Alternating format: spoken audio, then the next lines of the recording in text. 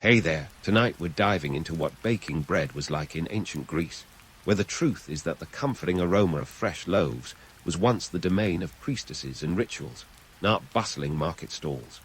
If these stories help you unwind, I'd love a quick like or subscribe, but only if they're genuinely working for you. I'm curious where in the world you're listening from, so drop your location and local time in the comments. It's amazing seeing our little community span the globe through these historical tales.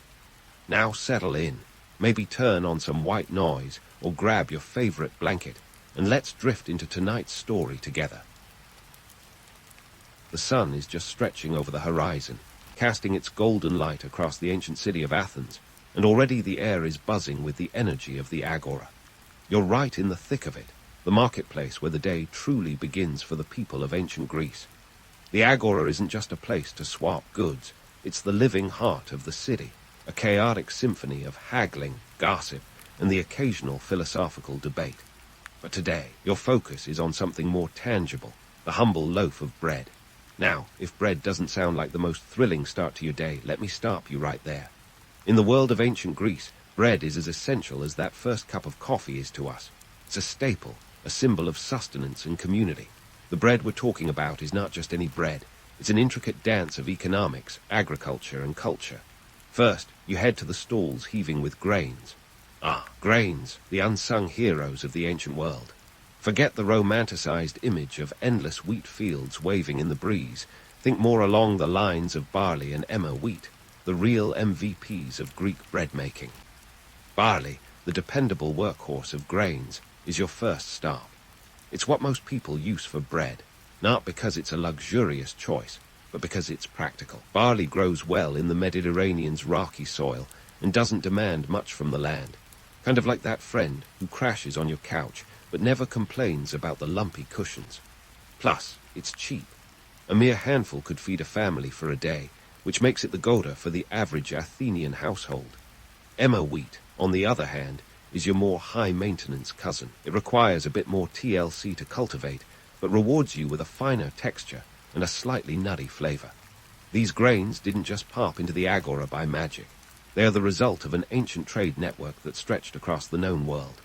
The Greeks weren't just tossing dice when it came to their agriculture. They were strategic, leveraging trade routes that snaked through Egypt, the Levant, and beyond. Each sack of grain you see has a story. It's traveled leagues, crossed borders, and dodged more than a few pirates to get here. The costs vary, but let's just say you can get a sack of barley for around a drachma, the ancient equivalent of a modest meal out. Emmer wheat will set you back a bit more, but hey, quality comes at a price. The thing about bread in ancient Greece is that it's not merely about satisfying hunger. It's woven into the very fabric of society. As you navigate through the bustling stalls, you realize that bread making is a craft dominated by women. Picture this. In most households, women are the ones milling the grains, a task that's both a chore and an art. They use a stone quern, a primitive yet effective tool that's been around since the Neolithic times.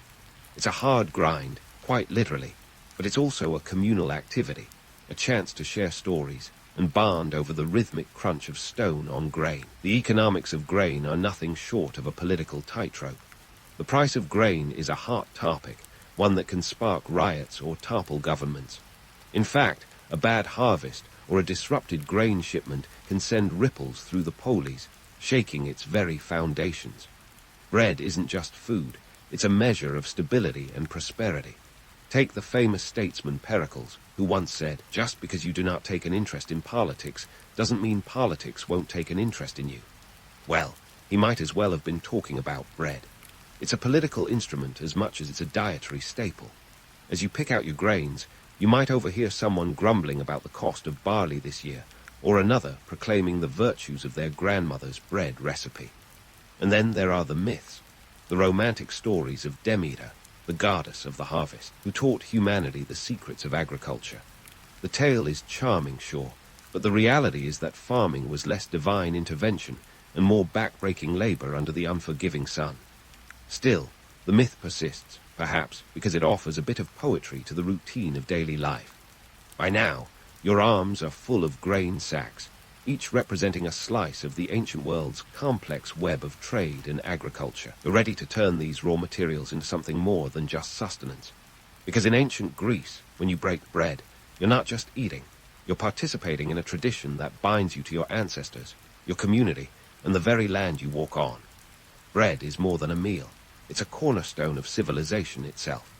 Stay tuned, because as the day unfolds, we'll dive deeper into the art and craft of turning these humble grains into something extraordinary. Now that you've got those grains, it's time to step into the kitchen of an ancient Greek home. Forget any notions of a sleek, modern kitchen setup with stainless steel appliances. This is more like the kind of setup that would make a survivalist proud.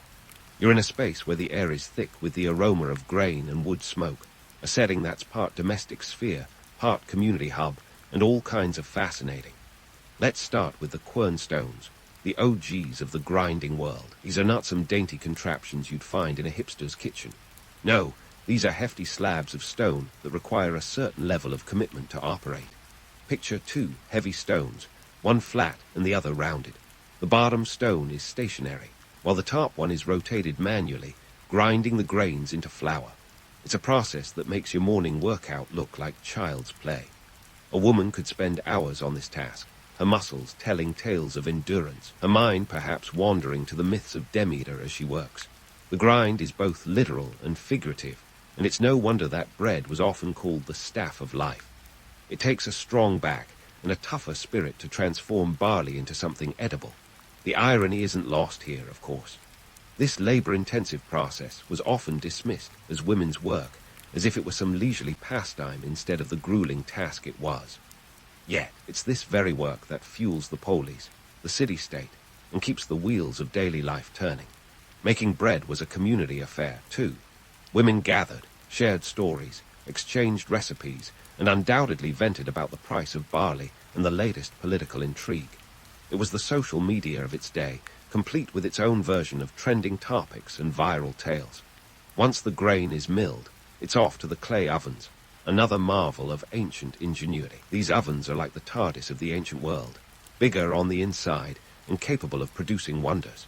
Constructed from clay and often domed, they resemble oversized beehives. They might not have temperature dials, but their design is a masterclass in heat retention, allowing bread to bake evenly.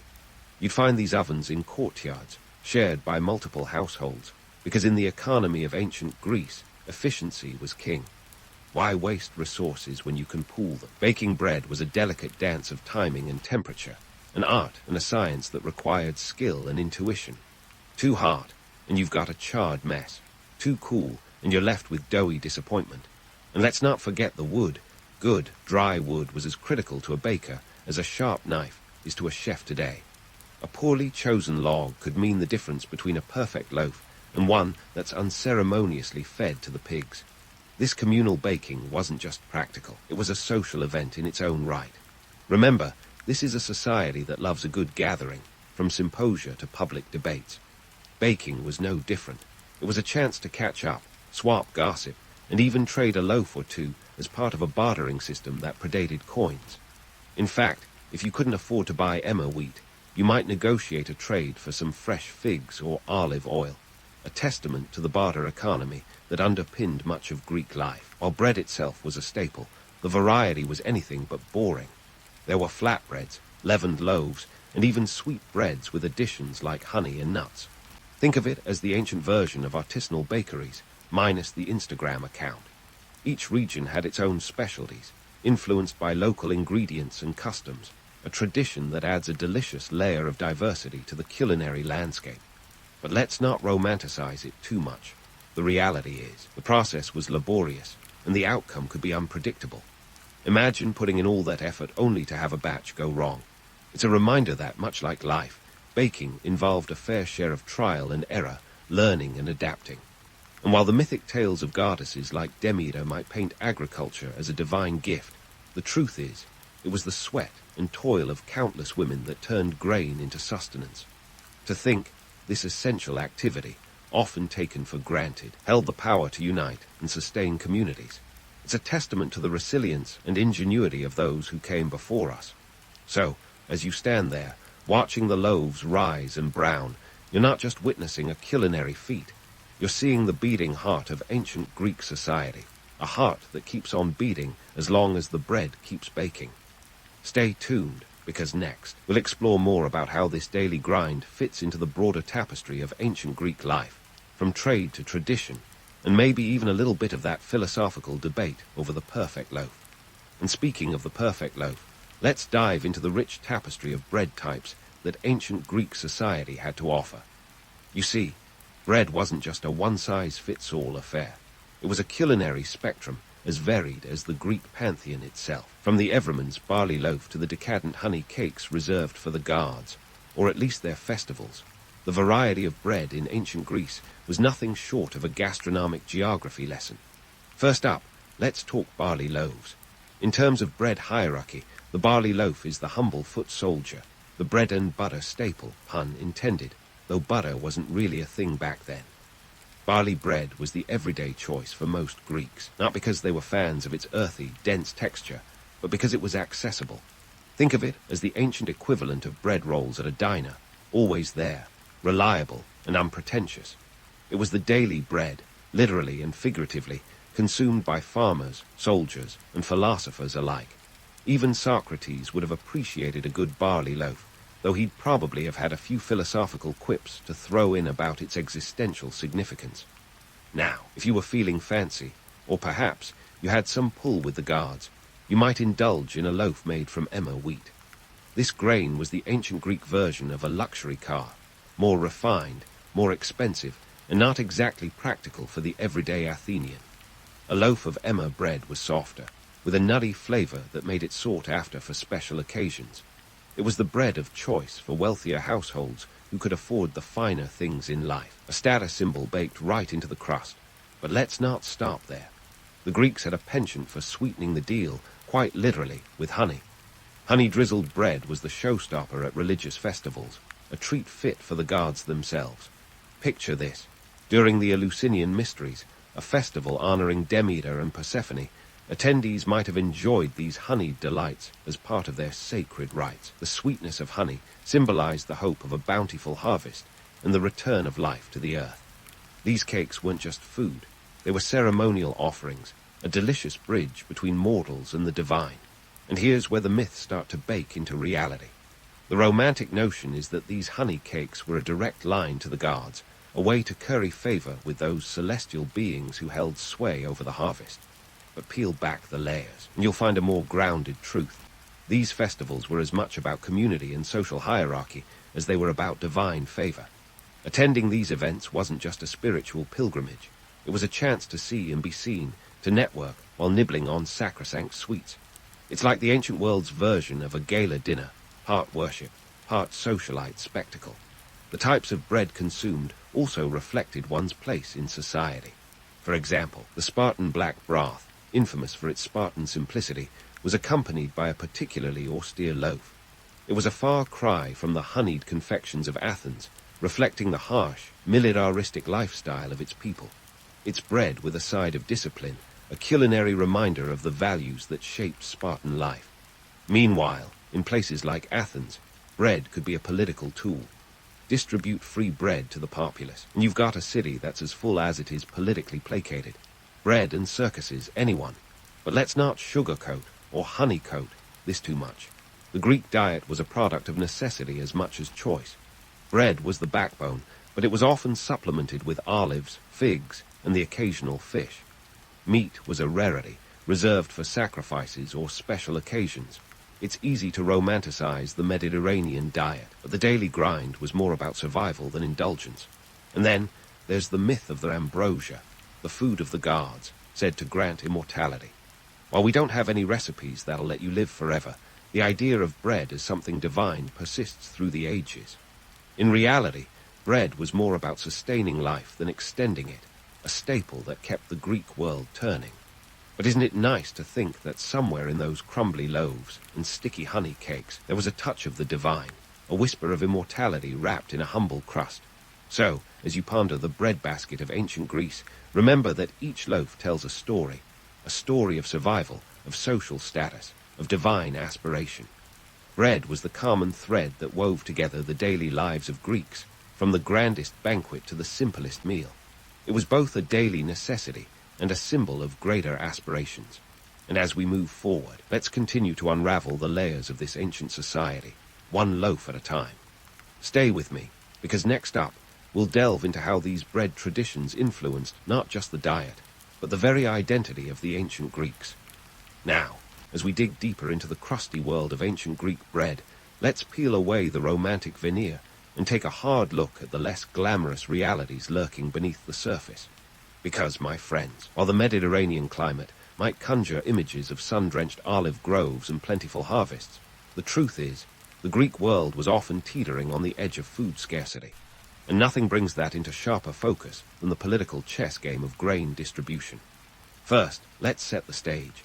Ancient Greece wasn't a unified country, but a collection of fiercely independent city-states. Each had its own government, culture, and often its own dialect. This patchwork of parlises was a bit like a Greek salad, each ingredient vying for attention, and yet part of the same dish.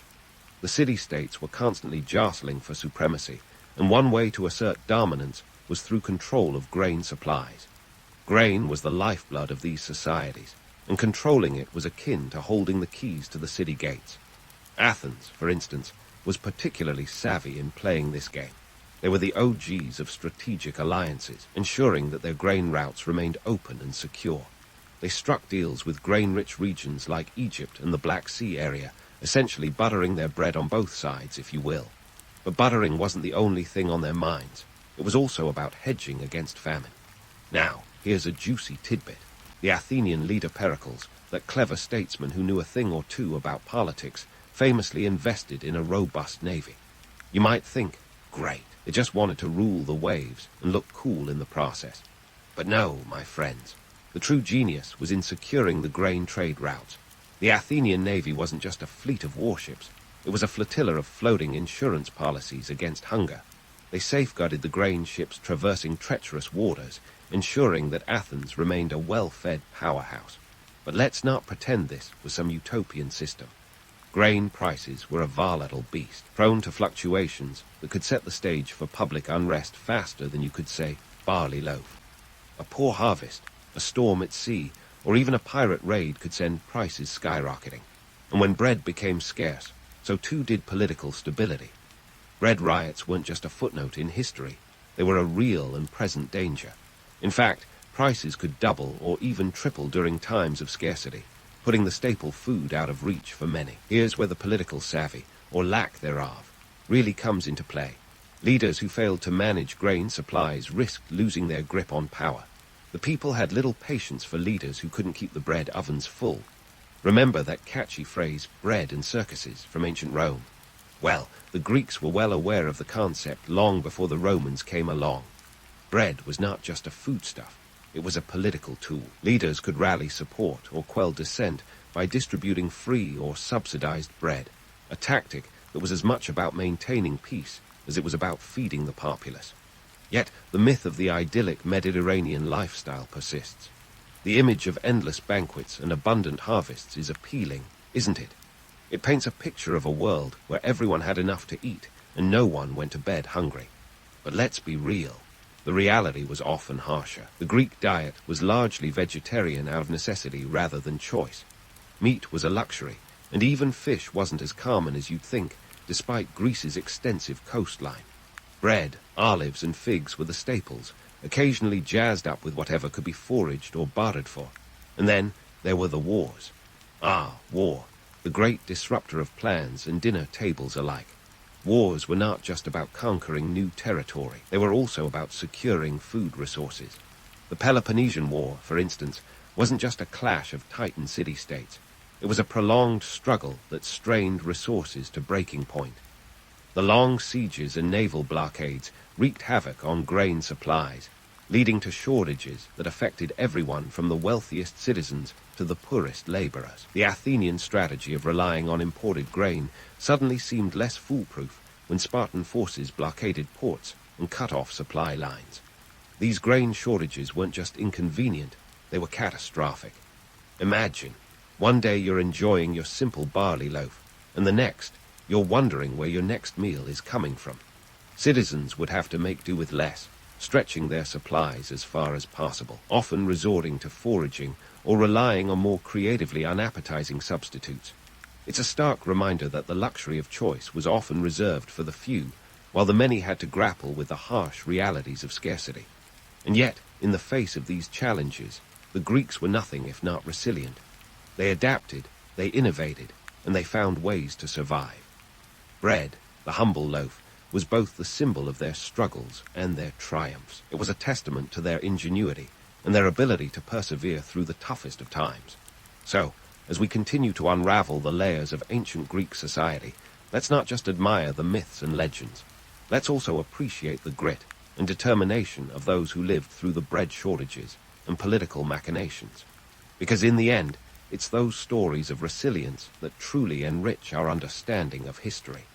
Stay tuned, because there's more to uncover as we delve into how the ancient Greeks navigated these turbulent waters, both literally and metaphorically.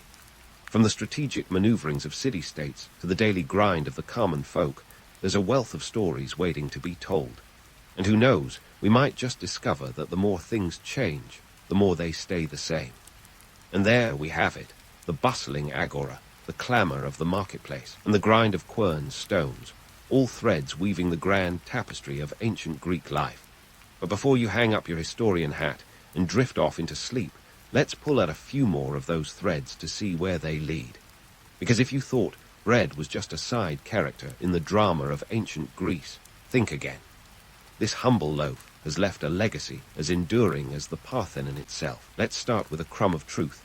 Bread in ancient Greece wasn't just a dietary staple. It was the glue holding society together. Fast forward a couple of millennia, and the echoes of those ancient practices still resonate in how we bake today.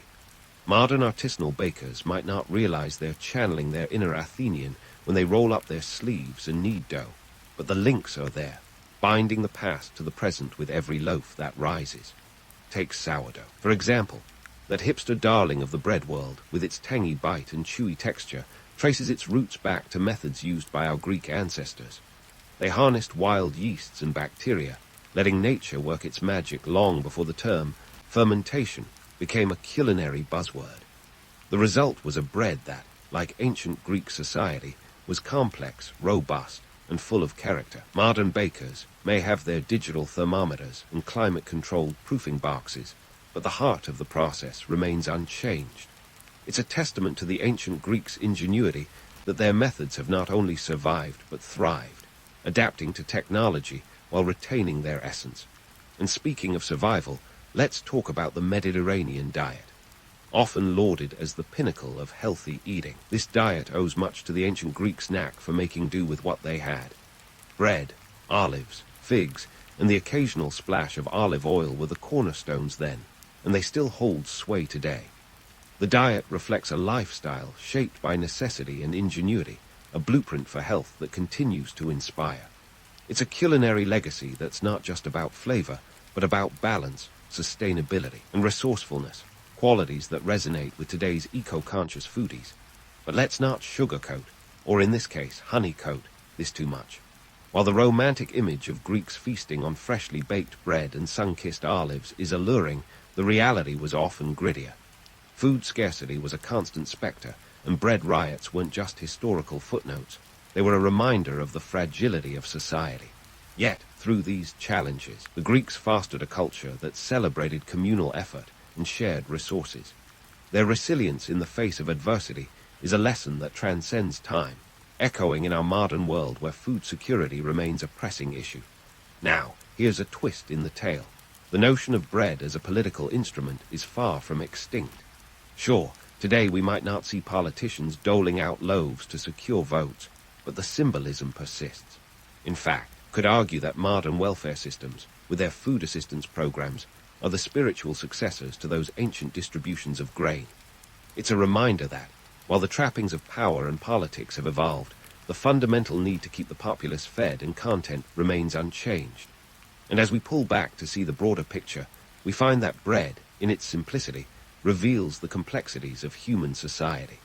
It's a microcosm of culture, economy, and politics, a slice of life that tells us more about who we are and where we came from than any marble statue or grandiose epic.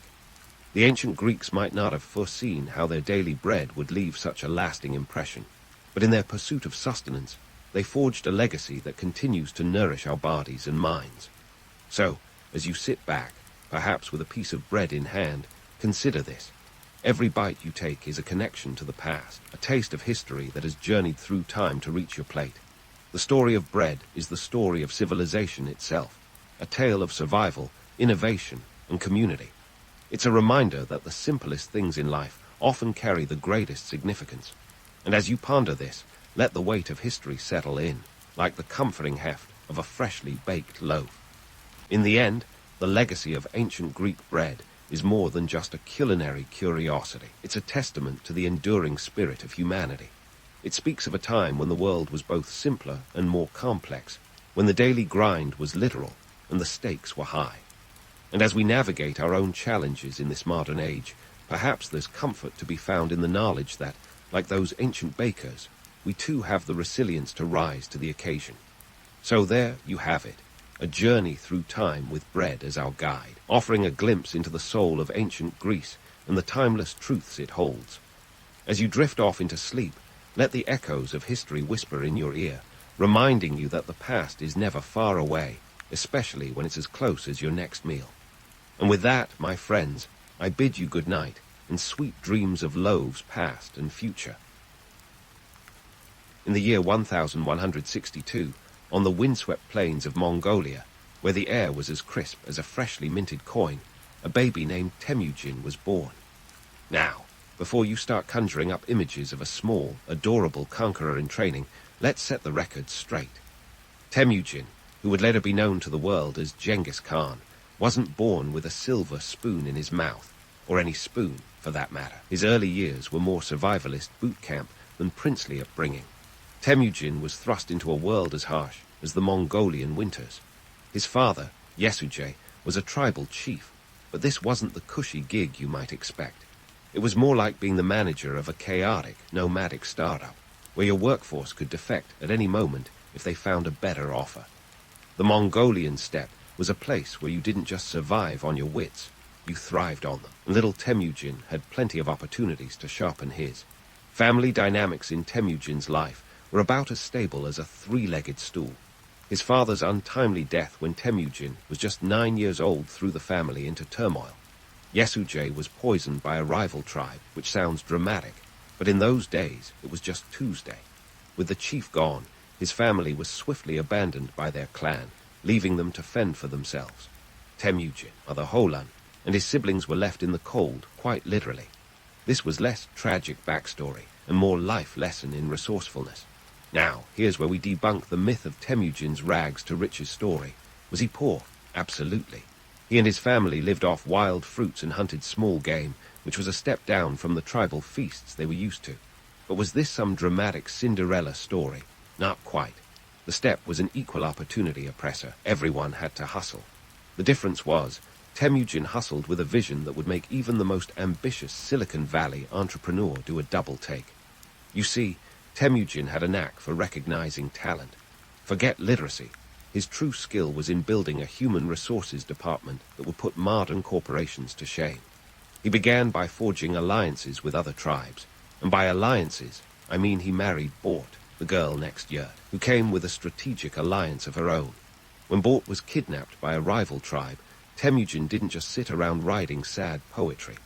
He rallied his allies, rescued her, and in the process, strengthened his own position.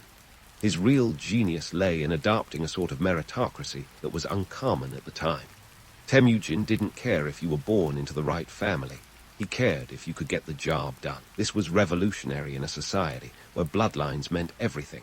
It's like he took a look at the nepotism rampant in his world and said, "Nah, let's try something different." He promoted based on ability and loyalty, a strategy that would pay off in spades. While his contemporaries were busy backstabbing each other over ancestral grievances, Temujin was busy building a coalition. He understood the value of loyalty and rewarded it generously, often with a share of the spoils from raids. And if you thought his recruitment strategy was all about the carrot, think again. The stick was very much in play. Join him, and you were in for a share of the wealth. Resist, and you might find your village on the wrong end of a Mongol raid. By his early 20s, Temujin had already begun to unite the fractured Mongolian tribes under his leadership. This wasn't just a political maneuver, it was a social revolution. He outlawed the kidnapping of women and cattle rustling, which might seem like basic decency, but was groundbreaking at the time. These laws helped stabilize the society he was building, giving it coherence and a sense of shared destiny. Temujin's rise was less about destiny and more about delivering results. He understood the landscape of human behavior as well as he understood the landscape of the steppe. His ability to turn enemies into allies set the stage for the creation of an empire that would stretch from the Pacific Ocean to Eastern Europe.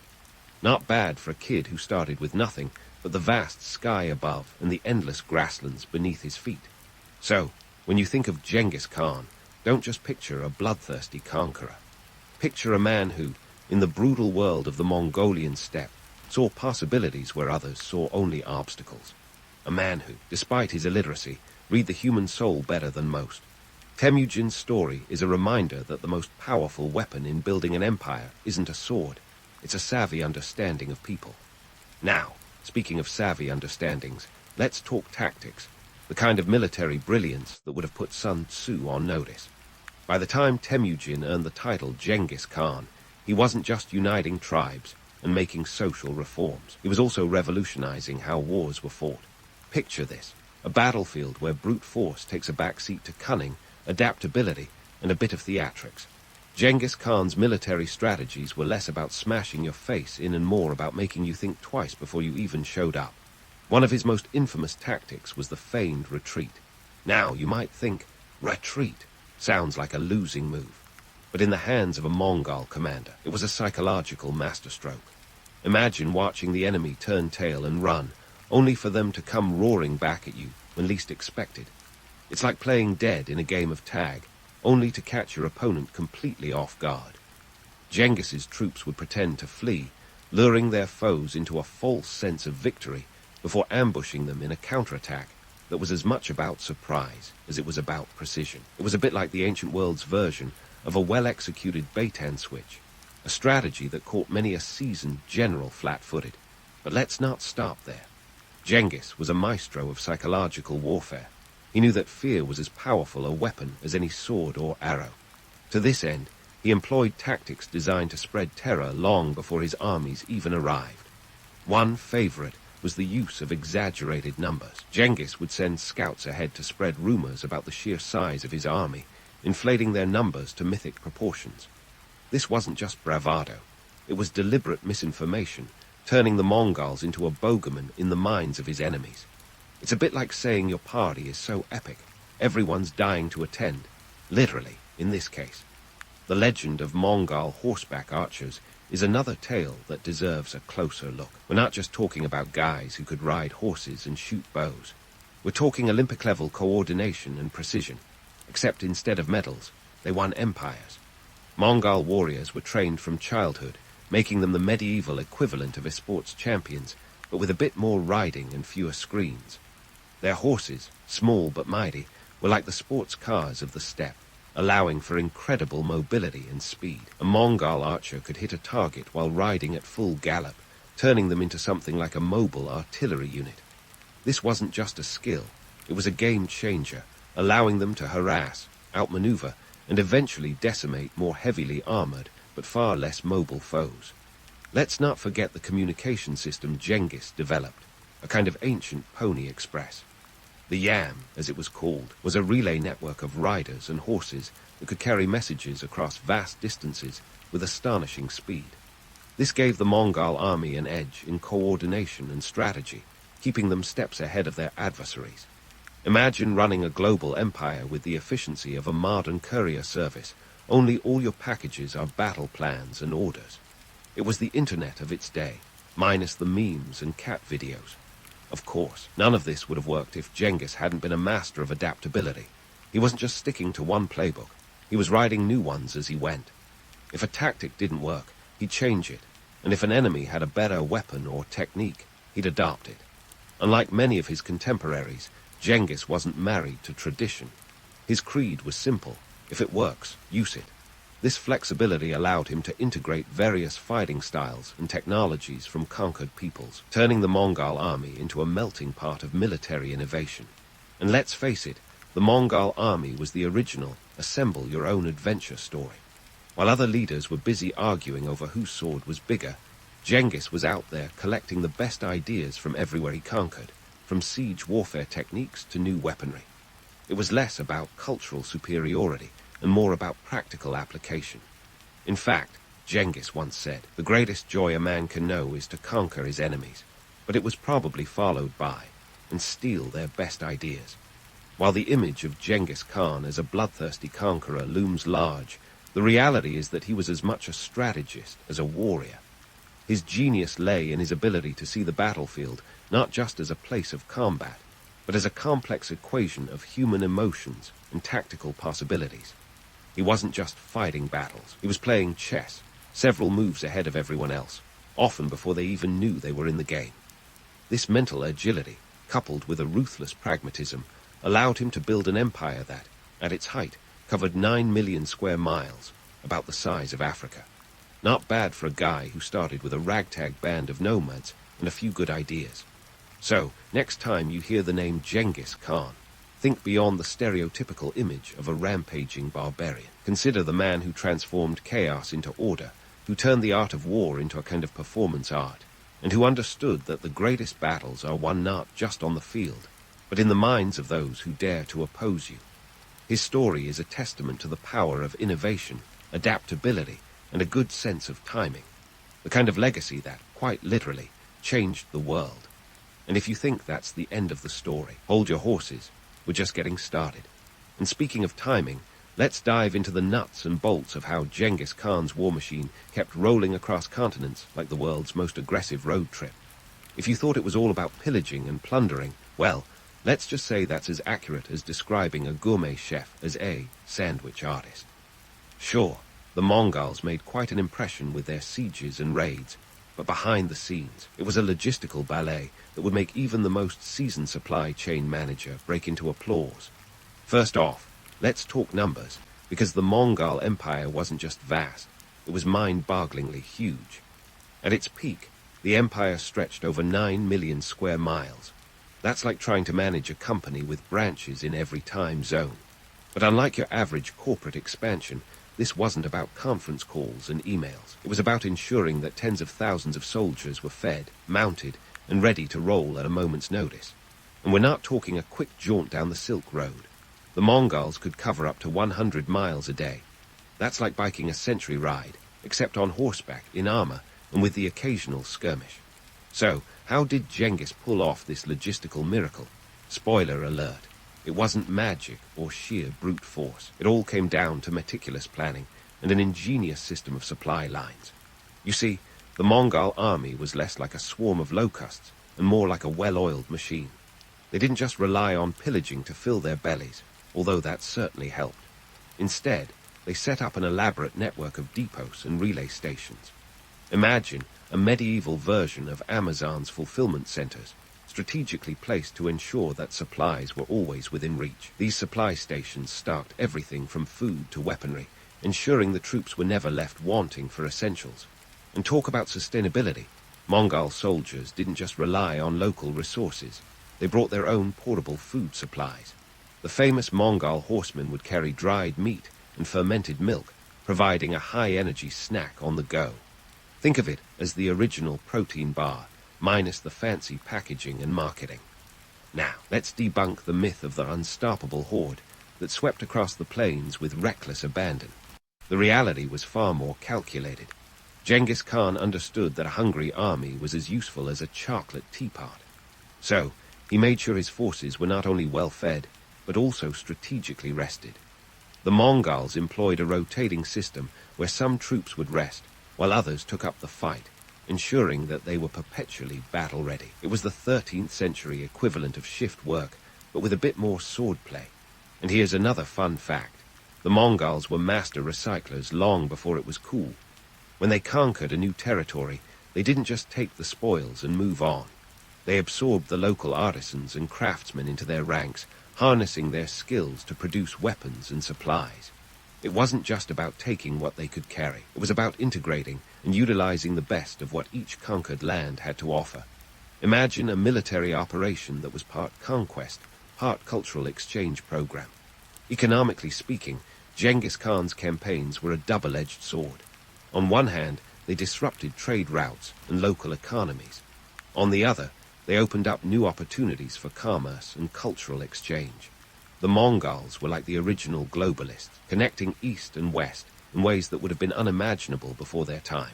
They even went so far as to establish a kind of proto-free trade zone, lowering tariffs and protecting merchants who operated under their aegis. It was a win-win situation, provided you didn't mind a little bloodshed along the way. Politically, the Mongol conquests were a masterclass in realpolitik. Genghis understood that ruling through sheer terror was a short-term strategy. To maintain control over his sprawling empire, he needed to balance fear with diplomacy. He installed a system of local governors who reported back to him, ensuring that each region remained loyal to the central authority. It was like setting up regional offices with a direct line to the CEO, keeping everyone on the same page, or at least on the same scroll. The myth of the Mongol horde as an unstoppable force of chaos is a romantic notion, but reality paints a different picture. Behind the legend was a strategist who understood the complexities of logistics, economics, and human psychology. Genghis Khan's genius lay in his ability to see the battlefield as a stage where every move was choreographed with precision. He wasn't just about conquest. He was about creating an empire that could sustain itself across vast distances and diverse cultures. And just when you think you've got a handle on this logistical juggernaut, consider this. Genghis Khan's military campaigns were conducted without the luxury of modern communication. No texting your general a quick strategy update. Instead, he relied on an intricate system of messengers and signals, including smoke and flags, to coordinate his forces. It was the medieval equivalent of a really intense game of charades, but with a lot more at stake. In the end, what Genghis Khan achieved was nothing short of extraordinary. His conquests were less about the brutality of war and more about the art of strategy. He turned the Mongol Empire into a well-orchestrated symphony where every note counted. So next time you hear tales of the Mongol hordes, remember the logistics, the planning, and the sheer brilliance that made it all possible. And hold onto your saddles, because there's still more to this story. We're not done galloping through history just yet. But hold onto your helmets, because the empire of Genghis Khan wasn't just a well-oiled war machine.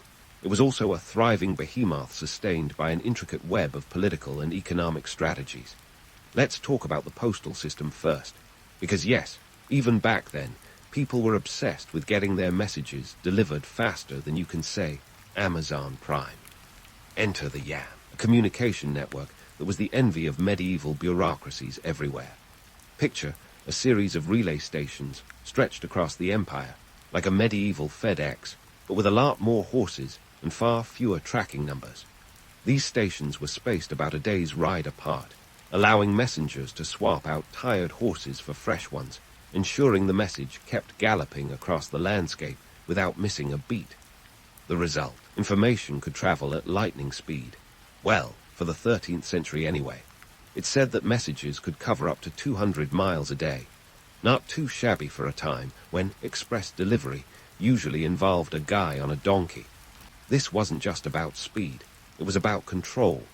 By ensuring that his orders could be dispatched and received rapidly, Genghis Khan maintained a tight grip on his sprawling empire. It's like he turned the whole of Asia into his own personal Twitter feed, minus the trolls and hashtags.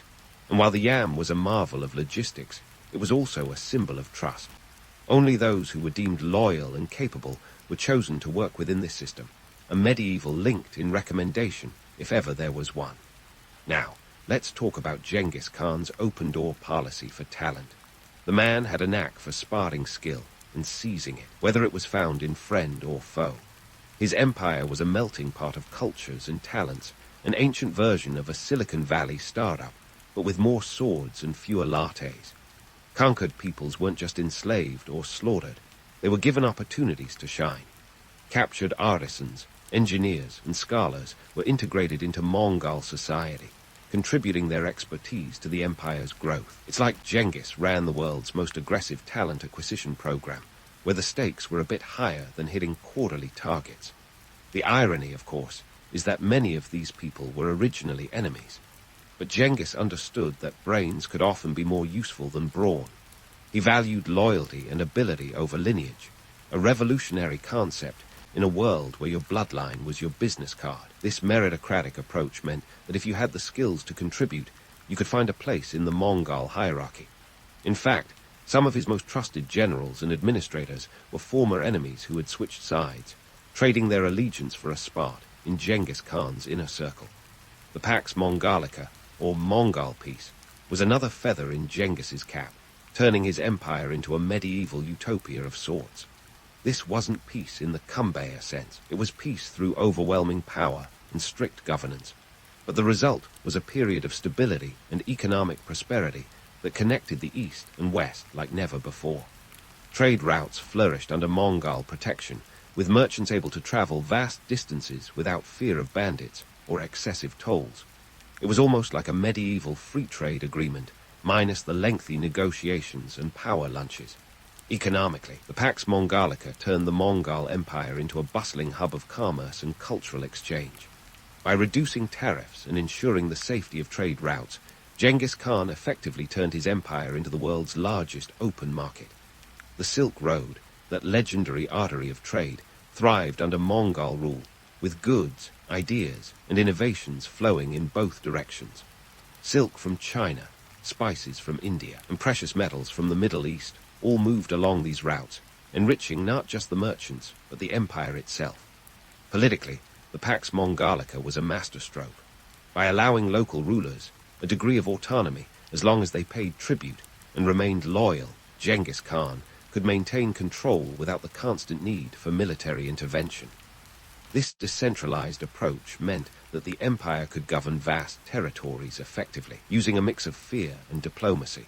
It was less about micromanaging and more about setting clear expectations, like a good manager who knows when to delegate. The administrative genius behind this system was a combination of ruthless pragmatism and forward-thinking innovation. Genghis Khan understood the importance of law and order, instituting a code of laws known as the Yasa. Though the exact details of the Yasa remain shrouded in mystery, it's clear that it emphasized loyalty, discipline, and respect for authority. Think of it as the Mongol Empire's employee handbook, but with slightly more severe consequences for infractions. In creating this legal framework, Genghis Khan laid the groundwork for a society that, while far from egalitarian, was remarkably stable given its diversity and size. Crime was met with swift justice, and loyalty was rewarded generously. It's like he understood that a well-run empire was less about brute force and more about the rule of law, with a dash of fear thrown in for good measure. So, while Genghis Khan's empire might have been born from conquest, it was sustained by a complex web of political and economic strategies that were ahead of their time. He understood that the real challenge wasn't just in taking new lands, but in holding them together. And for all the bloodshed and brutality, the reality is that Genghis Khan left behind a legacy of connectivity and innovation that would shape the world for centuries to come. And while the myth of the bloodthirsty barbarian is an easy one to sell, the truth is far more nuanced. Genghis Khan was as much a builder as a destroyer, as much a strategist as a warrior. His genius lay not just in his ability to conquer, but in his capacity to govern, to integrate, and to innovate. So, as we continue to unravel the complex tapestry of his empire, remember that behind every legend lies a multitude of truths, each one as fascinating as the last. And if you think we've reached the end of his story, think again. There's still more ground to cover. We're not done exploring the vast empire of Genghis Khan just yet. So here we are, at the grand finale of our saga about Genghis Khan, a figure as infamous as he is fascinating, his legacy a patchwork quilt of brutality and brilliance. Let's dive into how his conquests reshaped not just Asia, but also Europe, and why his PR team, if he had one, would have had their work cut out for them. First off, let's tackle the palpable tension between the legend and the man. Genghis Khan is often depicted as the poster child for ruthless conquest, a veritable whirlwind of destruction, so intense that even the most hardened warriors of the time had to check their courage at the door. But remember, this isn't some medieval horror movie where he was just out for blood. Genghis was a visionary with a strategy that went beyond mere pillage and plunder. His empire-building antics were less about wanton destruction and more about creating an interconnected world. His reign stretched from the Pacific Ocean to Eastern Europe, covering a jaw-dropping 22% of the Earth's total land area at its peak. That's roughly equivalent to the combined landmass of North America and Australia. Not exactly your average weekend project. But here's the kicker. Genghis Khan's influence extended beyond the borders of his empire. His military campaigns had ripple effects that reshaped the very fabric of Eurasian history. For starters, he didn't just bash his way through territories like a bull in a china shop. He remapped the trade routes, transforming the Silk Road into a superhighway of commerce and culture. While the Mongol armies might have initially rolled in like the ultimate uninvited guests, their rule eventually turned vast regions into thriving economic hubs. Merchants could travel from the coasts of China to the heart of Europe with a sense of security that was rare for the time. In essence, Genghis Khan was the unwitting architect of globalization long before the term became a buzzword. And let's not forget about the cultural exchange. Genghis Khan's empire was like a gigantic cauldron in which ideas, technologies, and even people were constantly being stirred. The Mongols had an insatiable appetite for knowledge, and they absorbed the best of what each region had to offer. From Persian astronomy to Chinese military technology, Genghis Khan's empire was like the world's most aggressive talent show, where the winners got to keep their heads. Of course, the path to this interconnected utopia was paved with skulls, quite literally. The Mongols were notorious for their brutal tactics, and their campaigns left a trail of devastation that would make any modern dictator blush. Baghdad, once the jewel of the Islamic world, was sacked in 1258 by Genghis's grandson Hulagu Khan, effectively ending the Islamic Golden Age. The city was left in ruins, its libraries destroyed, and its population decimated. It's a stark reminder that while the Mongols were masters of integration, they were also skilled practitioners of annihilation when it suited their purposes. But here's where the myth-busting comes in. The Mongols weren't just about carnage. They were more like the ancient world's version of a disruptive startup, shaking up the status quo and forcing everyone to adapt or perish.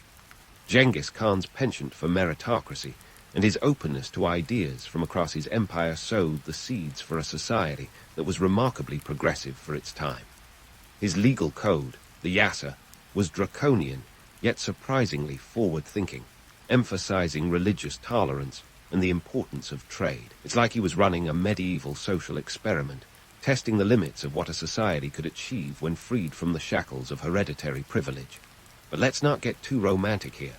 Genghis Khan's image has been as polarizing as a pineapple on pizza. Some love him, others loathe him. His name is synonymous with both cultural flourishing and catastrophic destruction. The Black Death, which swept across Europe in the mid-14th century, is believed to have traveled along the very trade routes that the Mongols revitalized. It's as if Genghis Khan was posthumously reminding the world that every silver lining has its cloud. Fast forward to today, and you'll find that Genghis Khan's impact is still echoing through the corridors of modern military strategy. His emphasis on mobility, adaptability, and psychological warfare has been studied by military leaders for centuries. The Mongol tactic of the feigned retreat, for example, is still taught in military academies around the world as a case study in cunning over brute force. Genghis Khan understood that the mind was the ultimate battlefield, a lesson that resonates in today's age of cyber warfare and psychological operations. But perhaps the most enduring aspect of Genghis Khan's legacy is the way it challenges us to reconsider the narratives we construct about history. The Mongol Empire was a paradox, simultaneously a force of destruction and a catalyst for connectivity. In a world where we often cling to binary views of good versus evil, Genghis Khan stands as a reminder that history is far more complex, a tapestry woven from threads of both light and shadow. So, as we close the book on Genghis Khan, remember that this isn't just a story about a nomadic warrior who carved out one of the largest empires in human history. It's a story about the power of vision, the complexity of human ambition, and the enduring influence of a man who understood that the world is both a battlefield and a stage. And in the theater of history, Genghis Khan played his part with a flair that would have made even the most seasoned actors envious. His legacy is as much a mirror reflecting our own potential for both greatness and folly, as it is a monument to the indomitable spirit of human ingenuity. Thomas More's early life was a cocktail of Latin conjugations, legal jargon, and a healthy dose of ambition. Born in 1478, just a year into the reign of King Henry Roman VII, More was the son of a lawyer, a profession that, in those days, was as much about survival as it was about serving justice. Law was a family business, and young Thomas was knee-deep in it from the start. But the future saint and statesman didn't just stumble into greatness. He navigated it with the precision of a man who knew when to play the fool and when to reveal the ace up his sleeve. More's education kicked off at St. Anthony's School in London, a place known less for its physical grandeur and more for its rigorous curriculum. Think of it as a Tudor-era cram school for the bright-eyed and bushy-tailed. By 1492, More found himself amidst the spires of Oxford University, a hub of scholarly zeal and a fair amount of pretentious Latin oration. There, he dove into the world of classical studies. More didn't just embrace the academic grind, he waltzed through it, earning a reputation for his quick wit and sharper tongue. He spent 2 years at Oxford, where his studies in Latin, logic, and a smattering of Greek were enough to make even the most erudite scholar nod in approval. But Oxford wasn't all dusty tomes and dead languages. It was a place where the future Chancellor honed his skills in rhetoric, a talent that would serve him well both in court and in the court of public opinion. The university was a breeding ground for debate, and it was here that More began to flirt with the writings of Plato and Aristotle, setting the stage for his later work on Utopia, a book that would stir more parts than a medieval kitchen. After Oxford, More's trajectory took a twist as he returned to London to study law at New Inn, one of the inns of Chancery. Let's be honest, the allure of the law was as much about prestige as it was about profit. By 1496, More was admitted to Lincoln's Inn, one of the 4 inns of court, which was essentially the Hogwarts of English law. Here, he was groomed to become a barrister, and by 1501, he was called to the bar. More was no legal slouch. He navigated the complex world of English law with the dexterity of a tightrope walker. But here's the kicker. More's life wasn't just about climbing the career ladder. He had a knack for keeping things light, even when the stakes were high. Take his interactions with Henry Roman VIII, a monarch known for his volatile moods and penchant for marital drama. More, with his razor-sharp wit, knew exactly how to handle the king. On one occasion, when Henry praised More's new residence in Chelsea, More quipped that it was indeed a fine house, if only he could keep it. This was a sly nod to the king's habit of appropriating properties for himself, and it earned More a chuckle and perhaps a bit more breathing room. More's rise in English society was as much about his legal acumen as it was about his ability to read the room. He was like a Tudor-era diplomat, minus the pomp and circumstance. He knew when to play the game and when to hold back, a skill that kept him in Henry's good graces longer than most. But More wasn't just a court jester. He was a serious thinker with a penchant for challenging the status quo. His work on Utopia, penned in 1516, was a satirical critique of the socio-political landscape. It painted a picture of an ideal society that was as much a jab at the powers that be as it was a philosophical treatise. In the end, Thomas More's early life was a testament to the power of wit and wisdom. He maneuvered through the labyrinth of English society with a keen sense of humour and a mind that was always 2 steps ahead. Whether in the halls of Oxford or the courts of London, More was a man who knew how to play the game and win, at least for a time. Fast forward to 1516, and Thomas More has just dropped a literary bombshell on Europe, Utopia. It's not just a book, it's a scalpel, slicing through the bloated egos of European rulers with its sharp satire. More's Utopia wasn't a mere dalliance with fiction, but a full-blown critique of the socio-political circus of his time.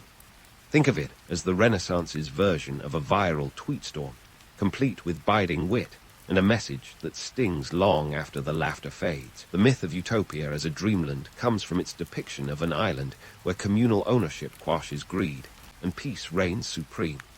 But here's the kicker. More wasn't laying out blueprints for a perfect society. He was holding up a mirror to the flaws of 16th century Europe.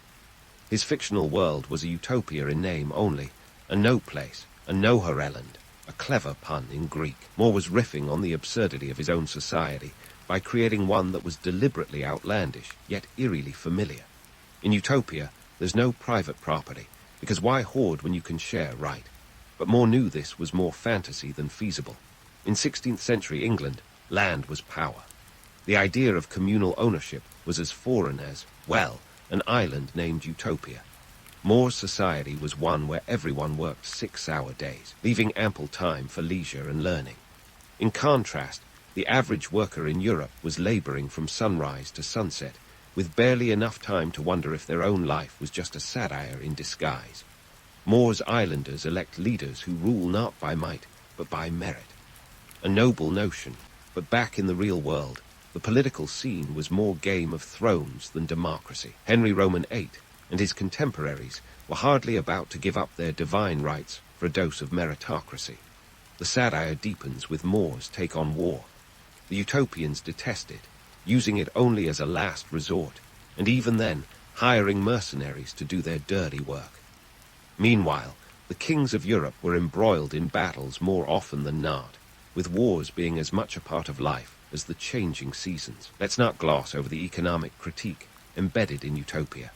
More was throwing shade at the rampant inequality of his day. The utopians' wealth wasn't measured in gold, since they thought it was good for little more than chamber parts, but in the well-being of their citizens. In contrast, England's upper crust was hoarding wealth like squirrels before winter, while the poor scraped by on crumbs. More's pointed commentary was as much a jab at the church as it was at the state. The clergy, with their indulgences and opulence, were part of the problem, not the solution.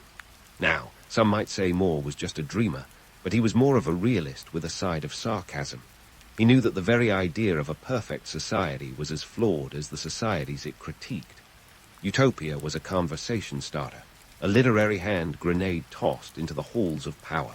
Its message was clear.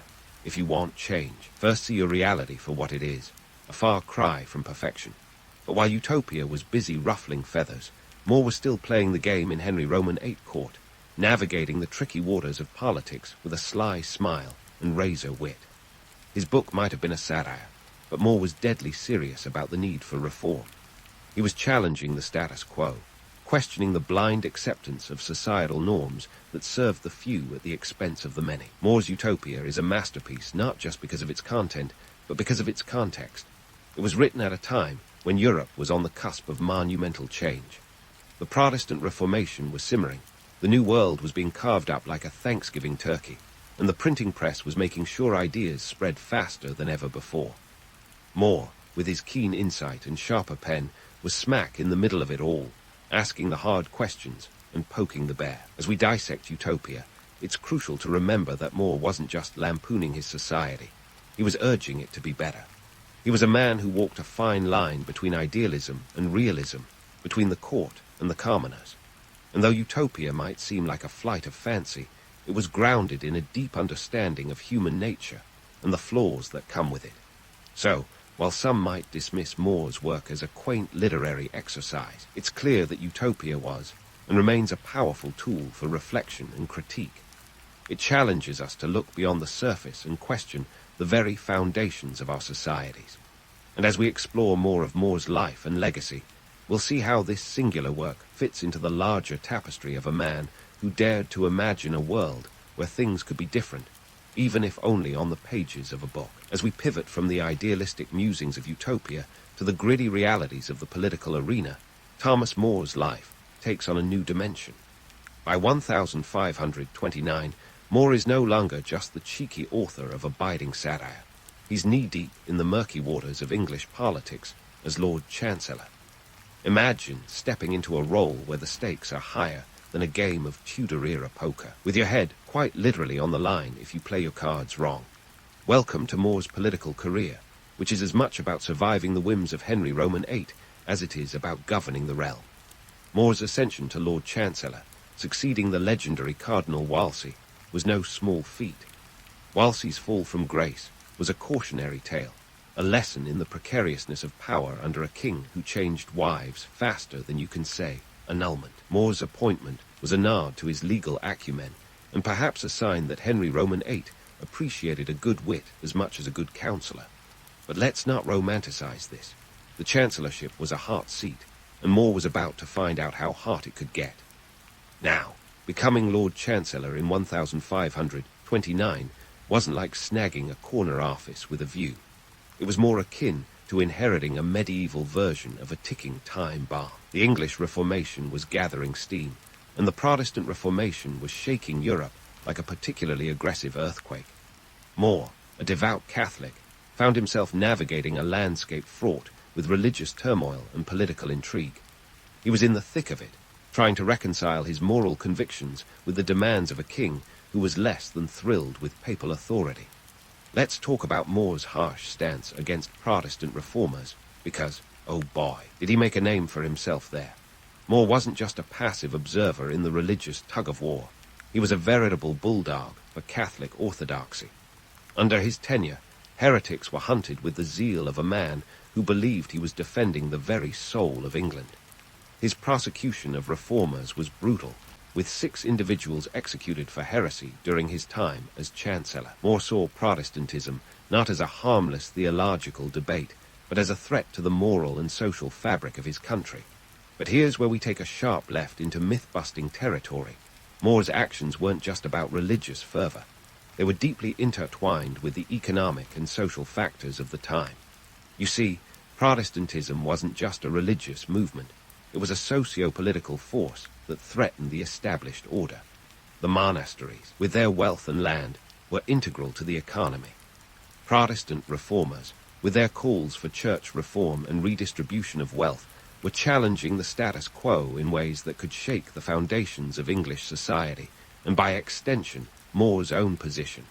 It's all too easy to paint More as a villain in this narrative, the pious persecutor of reformers. But remember, he was operating in a world where loyalty to the crown and the church was a delicate balancing act. More's moral compass was calibrated to a Catholic true north, and he genuinely believed that Protestantism was a dangerous deviation. The economic context can't be ignored. The church was a significant landowner, and its dissolution was a potential economic catastrophe. More's actions were as much about preserving stability as they were about religious ideology. The tension between More's idealism and the pragmatic demands of his position is palpable. On one hand, he was a man of principle, unwilling to bend his beliefs even for a king. On the other, he was a shrewd politician who understood that governing was about compromise and maneuvering through the thickets of realpolitik. More's tenure as Lord Chancellor was like walking a tightrope, with the abyss of royal displeasure on one side and the chasm of religious chaos on the other. But was More an idealist in a pragmatist's world, or a pragmatist with an idealist's heart? That's the million-dollar question, and it's one that doesn't have a simple answer. More was undoubtedly committed to his ideals, but he wasn't blind to the realities of his time. His harsh measures against reformers were, in part, a reaction to the economic and social upheavals that Protestantism threatened to unleash. At the same time, his unwavering devotion to his beliefs ultimately led to his downfall, a stark reminder that in the game of Tudor politics, the stakes were life and death. As we continue to peel back the layers of More's political career, it's clear that his story is one of complexity and contradiction. He was a man caught between the rock of his moral convictions and the hard place of political necessity. More's life as Lord Chancellor was a high-wire act, a constant juggling of ideals and realities, principles and politics. And while his time in power was marked by controversy and conflict, it also set the stage for the dramatic events that would ultimately define his legacy. More's journey from the author of Utopia to the enforcer of orthodoxy underscores the tension between the world as it is and the world as it could be. His actions were shaped by the harsh realities of his time, a reminder that idealism often meets its match in the crucible of politics. Yet, his story is also one of a man who dared to stand by his beliefs, even when the cost was higher than any earthly reward.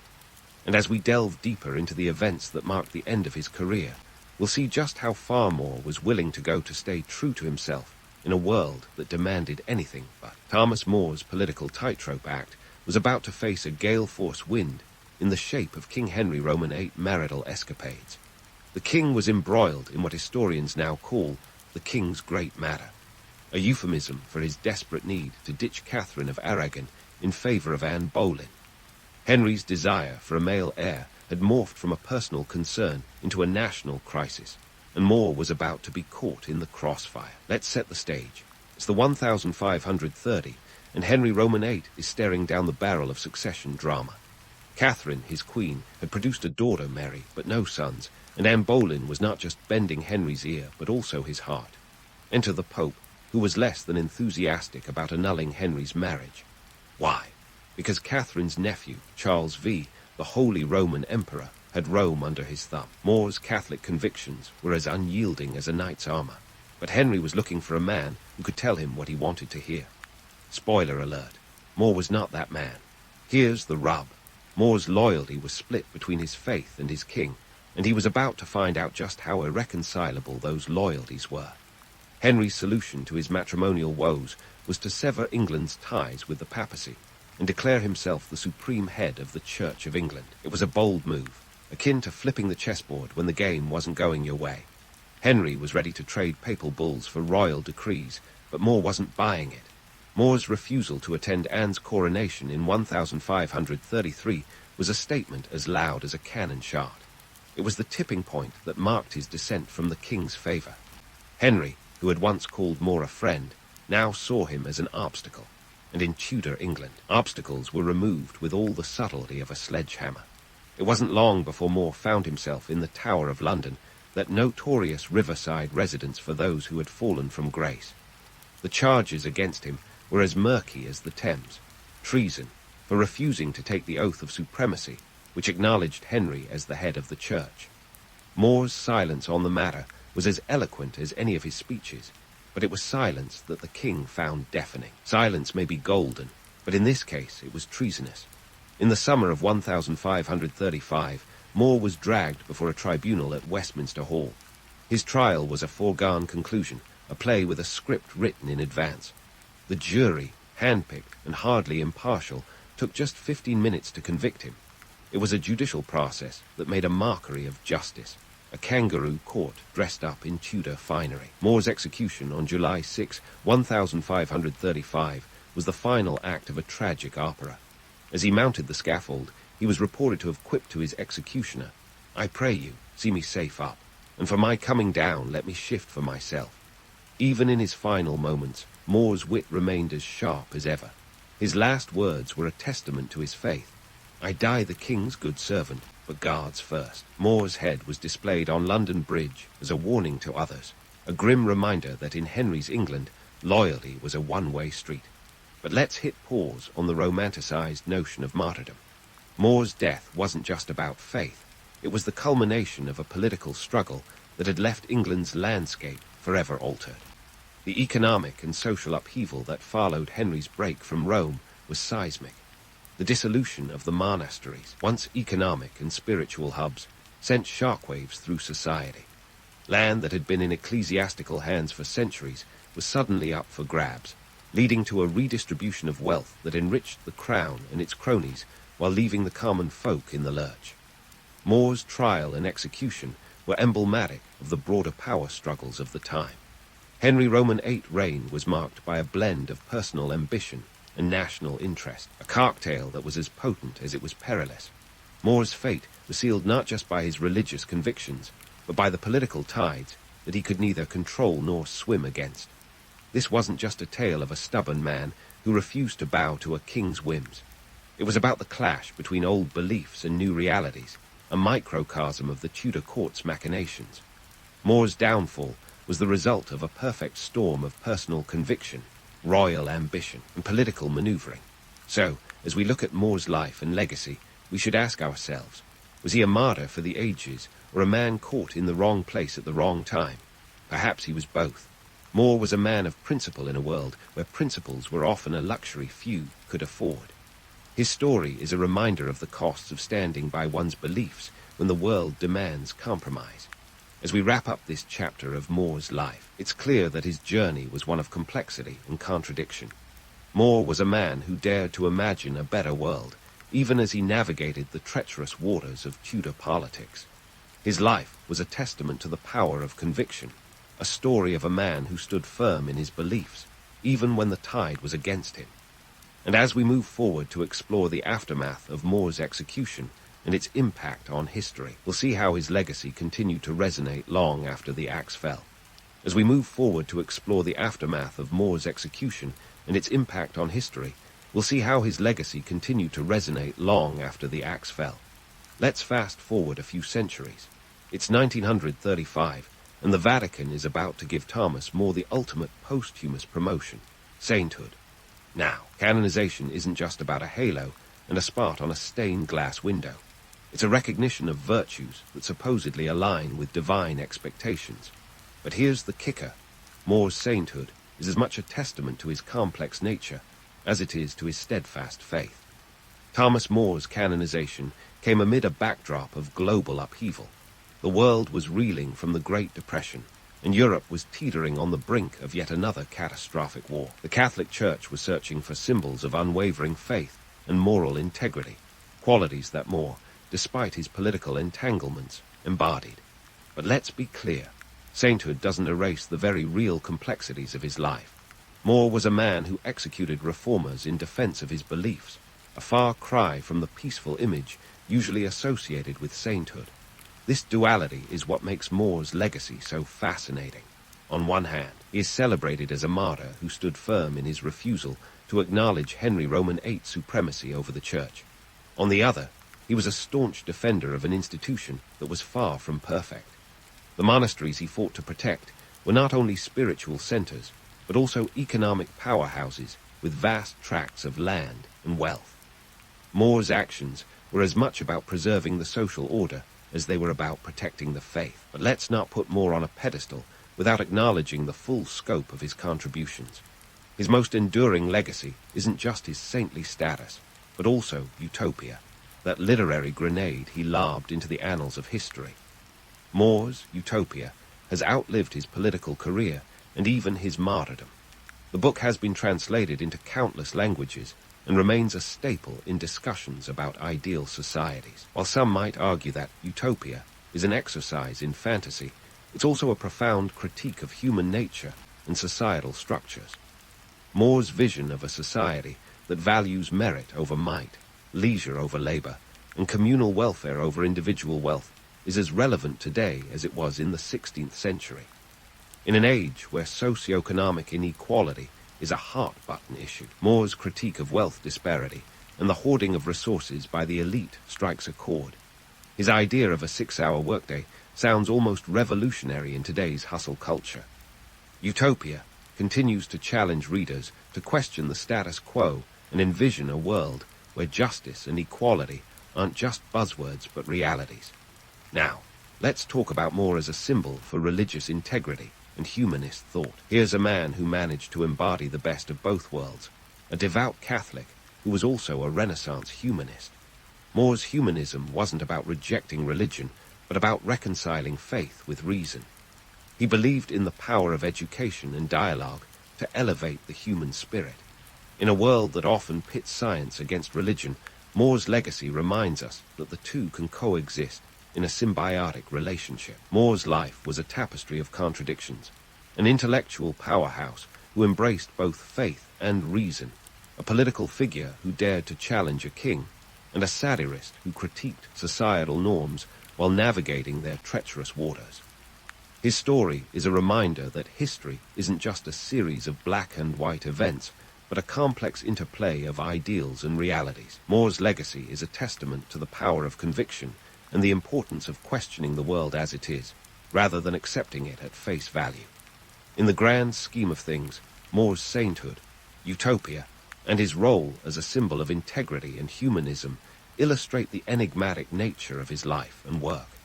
He was a man who dared to imagine a world that could be different, even as he grappled with the harsh realities of his own time. More's story is one of humor and tragedy, idealism and pragmatism, faith and reason. It's a story that continues to resonate, challenging us to look beyond the surface and consider the deeper questions that define our humanity. So, As we wrap up our exploration of Thomas More's life and legacy, let's remember him as a man of complexity and contradiction. A man who stood by his beliefs even when the world demanded compromise. A man whose ideas continue to inspire and provoke.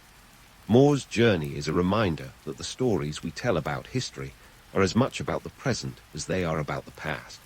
And as we navigate our own complex world, perhaps we can find inspiration in More's unwavering commitment to his ideals, his wit in the face of adversity, and his vision of a better society. Isaac Newton's story begins in a humble little corner of England called Woolsthorpe Manor, Lincolnshire. It's the kind of place that would be hard to pronounce after a couple of pints at the local pub. This is where Newton entered the world on January 4, 1643, almost as a premature afterthought, born 3 months early and so tiny that he could fit into a quart mug. Against all odds, this fragile infant would grow up to rewrite the very principles governing the universe. But before he got around to inventing calculus and other light bedtime reading, Newton had to survive his childhood, a feat that was not as straightforward as you might think. Growing up, young Isaac wasn't exactly the life of the party. In fact, he was about as socially adept as a hedgehog at a balloon factory. After his father died before he was even born, his mother, Hannah Icecoff, left him to be raised by his grandparents while she went off to remarry. Talk about starting life with a trust issue or two. The kids spent more time alone than a lighthouse keeper and often preferred the company of books to people, an inclination that would come in handy later on. Now, let's address that scene with the apple. You know the one.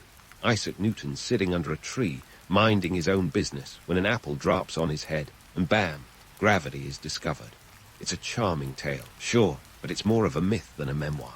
The story first pops up in a biography written by Newton's friend, William Stukeley, decades after the supposed apple incident. While Newton himself did mention pondering gravity after observing apples fall, the whole bonk-on-the-head scenario is likely just a juicy embellishment. Still, it makes for a good visual, doesn't it? And who are we to spoil a legend with the cold, hard truth? Moving on from apples and anecdotes, Newton's academic journey began earnestly when he enrolled at the King's School in Grantham. He wasn't what you call a stellar student at first. In fact, he was more interested in tinkering and making models than in listening to lessons. Let's just say he wouldn't have been voted most likely to succeed in his class. But a little altercation with a fellow student turned out to be his academic wake-up call. After a particularly heated fistfight, because apparently even future geniuses couldn't avoid schoolyard brawls, Newton decided to channel his energy into his studies. And boy, did he turn things around. By 1661, he was off to Trinity College, Cambridge, with a scholarship awarded for his now impressive academic performance. At Cambridge, Newton was like a kid in a candy store, except the candy was ancient Greek philosophy, and the kid was a budding genius with an insatiable curiosity. If knowledge was power, Newton was on a quest for nuclear energy. He immersed himself in the works of Aristotle, Descartes, and other heavyweights of intellectual history. But Newton wasn't content with just memorizing other people's theories. He was there to challenge them, overturn them, and if necessary, set them on fire. Figuratively, of course. Newton might have been a bit of a pyromaniac when it came to ideas, but actual arson wasn't his style. Newton's time at Cambridge was also marked by his legendary absent-mindedness. Picture this. You're so lost in thought you forget which way is up and which way is down, or that you even exist on the physical plane. If someone had told Newton the world was ending, he'd likely have missed the memo while pondering an equation about it. There's a story that he once got so engrossed in a problem that he forgot to eat. His servants, concerned for his well-being, would leave food by his side, only to find it untouched hours later. If there's one thing Newton proved, it's that genius and common sense don't always go hand in hand. Despite his social awkwardness and tendency to drift off into his own world, Newton was making waves in academia. By 1667, he was elected a Fellow of Trinity College, and just 2 years later, he became the Lucasian Professor of Mathematics. Not bad for a kid who started out as a somewhat neglected loner in Lincolnshire. This position wasn't just a title to add to his business card. It gave him the freedom to explore the universe's mysteries without having to worry about teaching undergrads how to count. Newton's early work at Cambridge laid the foundation for what would later become his magnum opus, the Philosophiae Naturalis Principia Mathematica, or just Principia if you're on a first-name basis with groundbreaking scientific texts. But before we get ahead of ourselves, let's appreciate the fact that Newton was, at his core, a man who questioned everything. He wasn't afraid to upend centuries of established thought, all while likely forgetting where he left his quill pen. Newton's story is one of transformation, from a frail child in rural England to a colossus of scientific thought, with a few quirks and social faux pas along the way. In the end, Newton's early life is a testament to the idea that brilliance often comes wrapped in the package of ardity. His journey from the quiet fields of Lincolnshire to the intellectual crucible of Cambridge set the stage for his later triumphs and discoveries. It's a reminder that genius doesn't always look like we expect it to, and that sometimes it takes a bit of myth to reveal the humanity behind the legend. Isaac Newton's early life might have laid the foundation, but it was his later work that truly sent shockwaves through the halls of academia, and not just because he was rumored to have once used a window as an impromptu exit during a particularly dull lecture. Enter calculus and optics, two disciplines that would not only cement his legacy, but also embroil him in a feud so famous it makes modern academic rivalries look like playground squabbles. Let's start with calculus, because why not kick things off with the subject that still sends shivers down the spines of math students everywhere? Newton's development of calculus, or the method of fluxions, as he charmingly called it, was like discovering a new continent in the realm of mathematics. It was the 1660, and while the rest of the world was busy dealing with the Great Plague or the Great Fire of London, Newton was holed up in his room at Cambridge, essentially inventing a whole new way to understand change and motion. Forget YOLO, Newton was living the you only limit once life. But here's where things get spicy. Across the channel, Gottfried Wilhelm Leibniz, a German polymath with a penchant for multitasking, was cooking up something suspiciously similar. Both men claim to have developed calculus independently, but who had the idea first? Well, it's about as clear as mud, and the ensuing controversy would become the 17th century equivalent of a Twitter feud, complete with passive-aggressive pamphlets instead of tweets. Leibniz published his findings first in 1684, but Newton had been secretly working out the kinks since 1666. It's a classic case of he said, with no clear arbiter because, well, the internet wasn't around to document every petty exchange.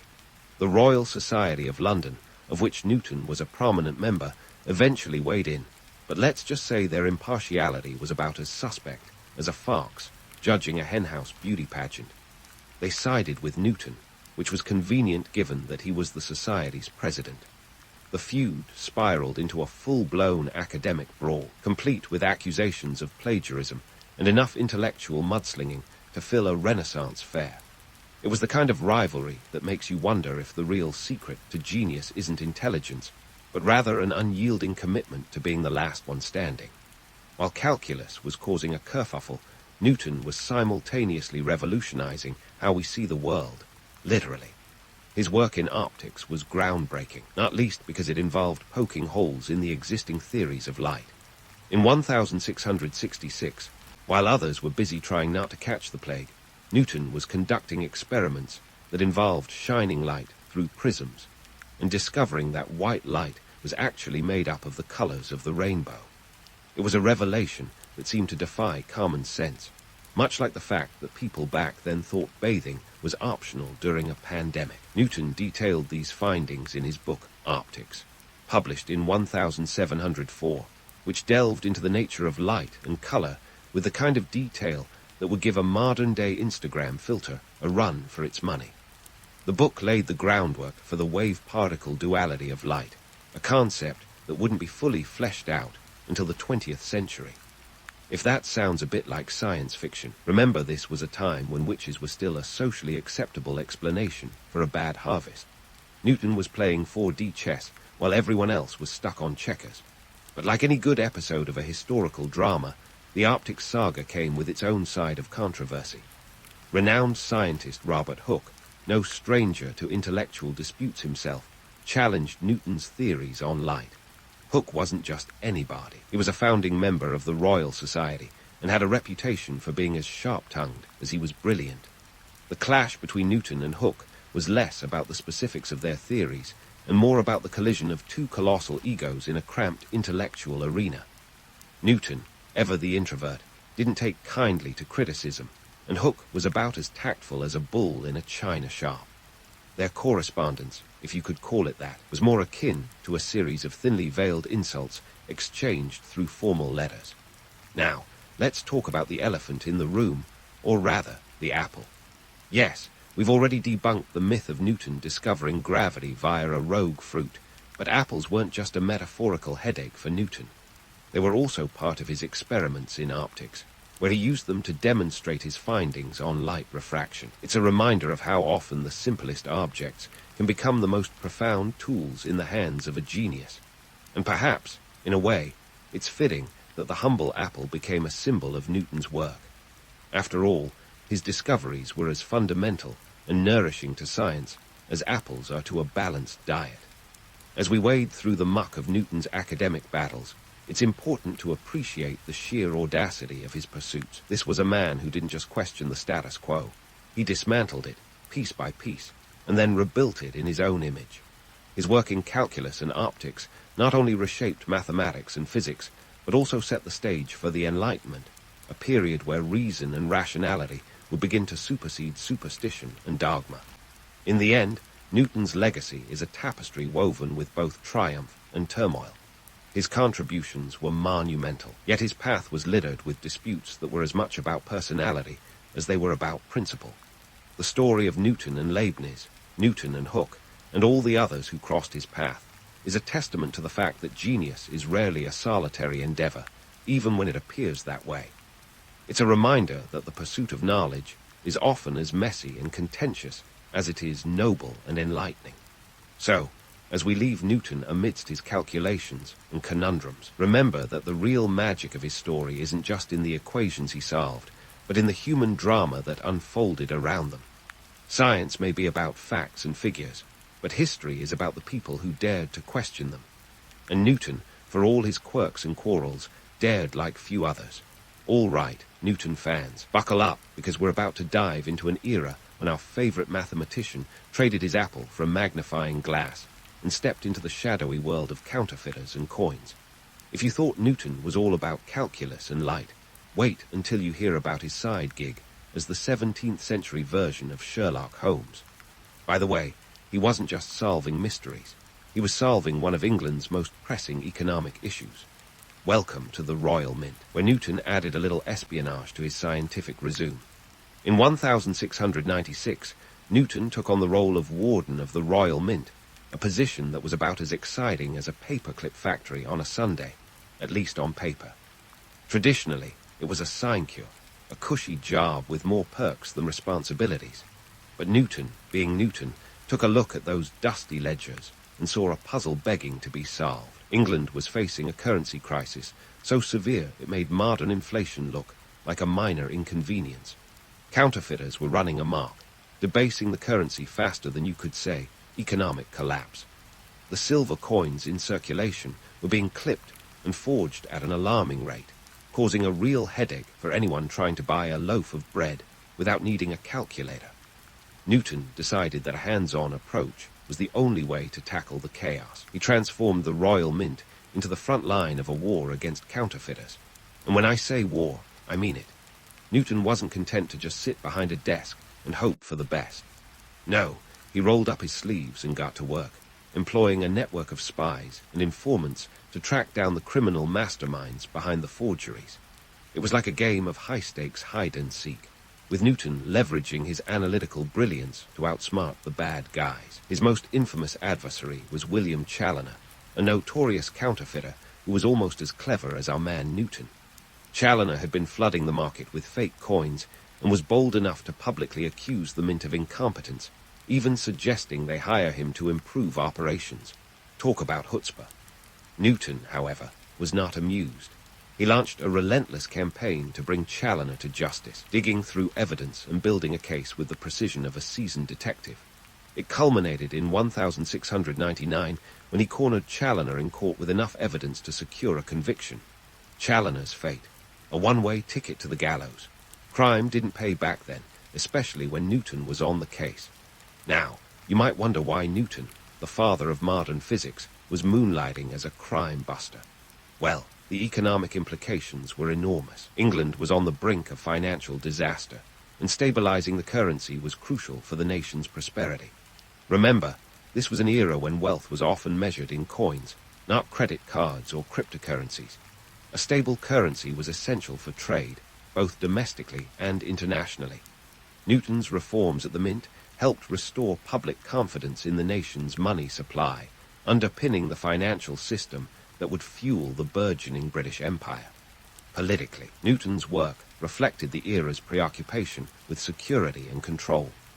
The late 17th century was a period of intense political intrigue, with the Glorious Revolution of 1688 having just reshaped the monarchy.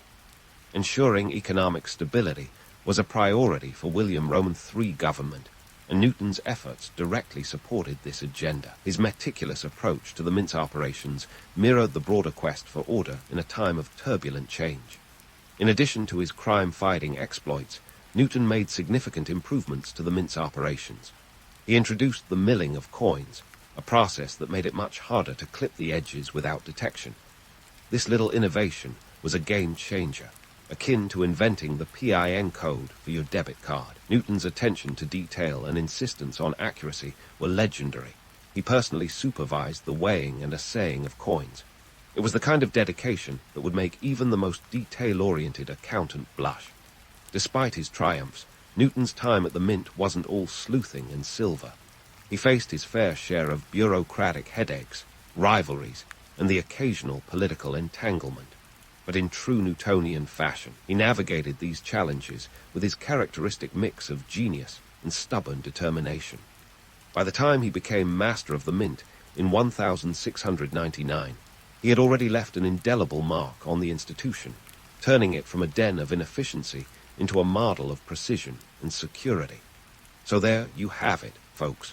Newton wasn't just the man who figured out gravity and calculus. He was also a financial reformer and a crime-fighting mathematician. His time at the Royal Mint is a testament to his versatility and his relentless pursuit of solutions to the problems of his day. It's a chapter of his life that shows us how genius can manifest in the most unexpected places, whether it's the apple orchard or the coinage office. As we close this episode, remember that the real story of Newton is one of many layers. He was a scientist, a detective, and a public servant, all rolled into one. His legacy in the world of finance and law enforcement is as intriguing as his contributions to science, proving once again that genius knows no bounds. And as we continue this historical journey, prepare to uncover even more facets of Newton's remarkable life. Because if there's one thing Newton's story teaches us, it's that there's always more than meets the eye. But let's not hang up our powdered wigs just yet, because Newton's story didn't end with him playing financial superhero. While he was busy putting counterfeiters out of business, he was also rising through the ranks of the scientific elite. In 1703, he took the helm as president of the Royal Society, a position he held until his death in 1727.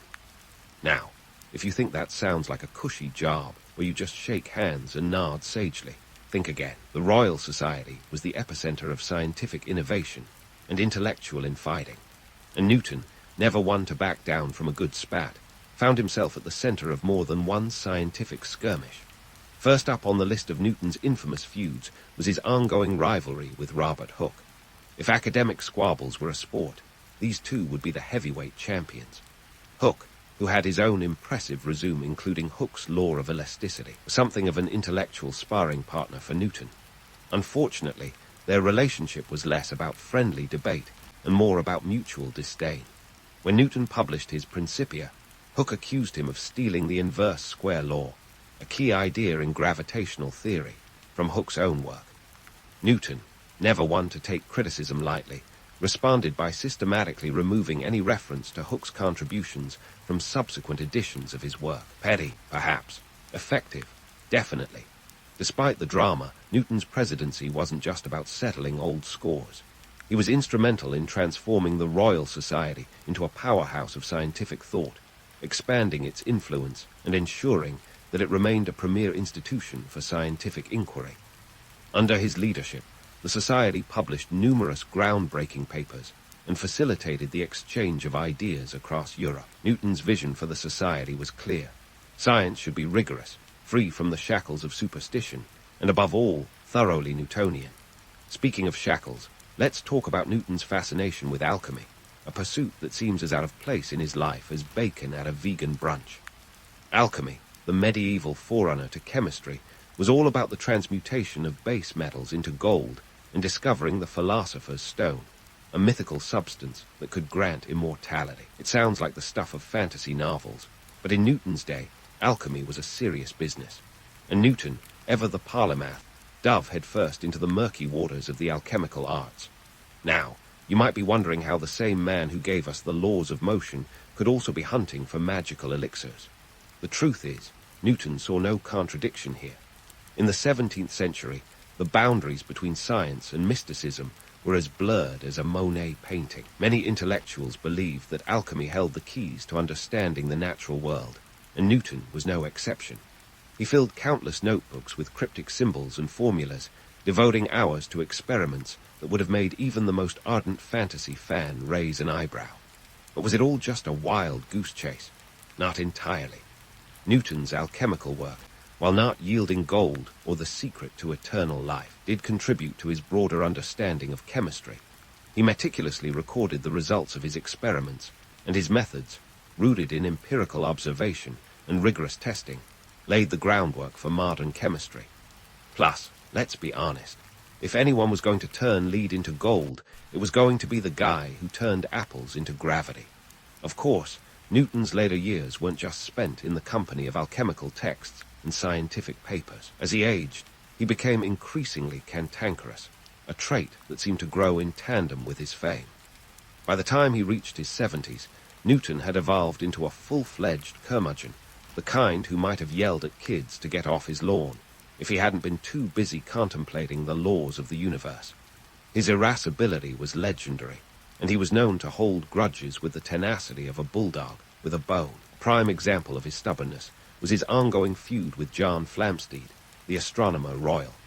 Flamsteed had been working on a star catalogue, a painstaking endeavor that was essential for navigation and astronomy. Newton, eager to use Flamsteed's data for his own work, grew impatient with the astronomer's meticulous pace. When Flamsteed refused to hand over his observations, Newton used his position as president of the Royal Society to compel their publication, a move that Flamsteed considered a betrayal of trust. The resulting conflict was a bitter one, with Newton going so far as to seize Flamsteed's papers and publish them without his consent.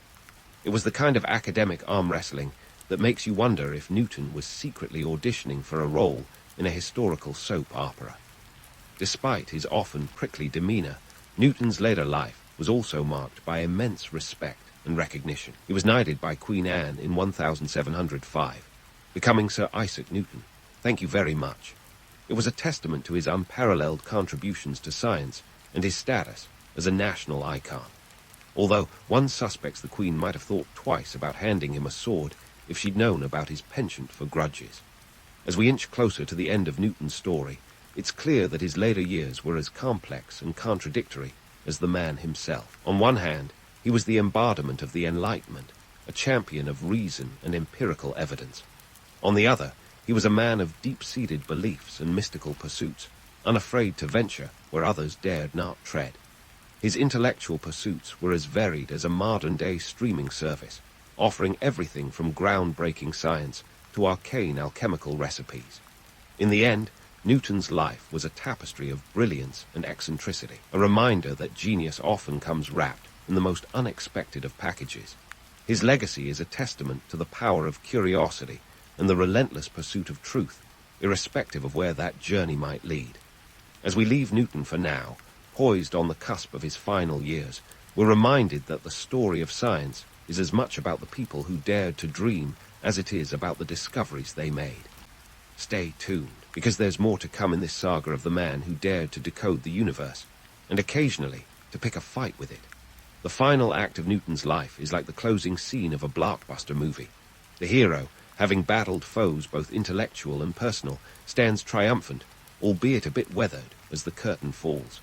It's time to unpack the myth from the man, a task as complex as Newton's own equations. Oh, Newton, our beloved, irascible genius, who managed to revolutionize science while occasionally getting lost in the maze of his own mind. First up, let's talk about his most famous works, the laws of motion and universal gravitation.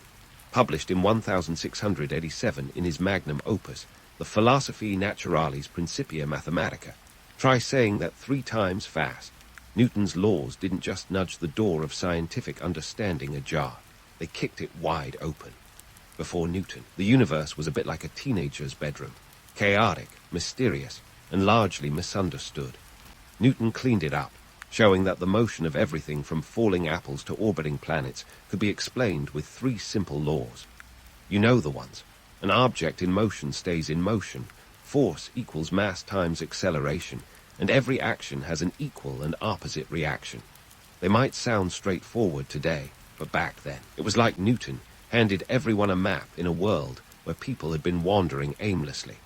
His law of universal gravitation was equally groundbreaking. Newton proposed that every particle of matter in the universe attracts every other particle with a force that is directly proportional to the product of their masses and inversely proportional to the square of the distance between them. In less nerdy terms, gravity isn't just a thing that happens. It's a cosmic hug that keeps the universe from flying apart. This wasn't just a new way to look at physics. It was a seismic shift in how humanity understood its place in the cosmos. Suddenly, the heavens weren't governed by divine whim, but by principles that could be calculated and predicted. These ideas didn't just transform science, they reshaped an entire epoch. The Enlightenment, with its emphasis on reason and empirical evidence, was fueled by Newton's revelations. His work laid the groundwork for subsequent titans of science like Einstein, who built upon Newtonian physics with the theory of relativity. Einstein famously remarked, "If I have seen further, it is by standing on the shoulders of giants." And who was the giant he was talking about?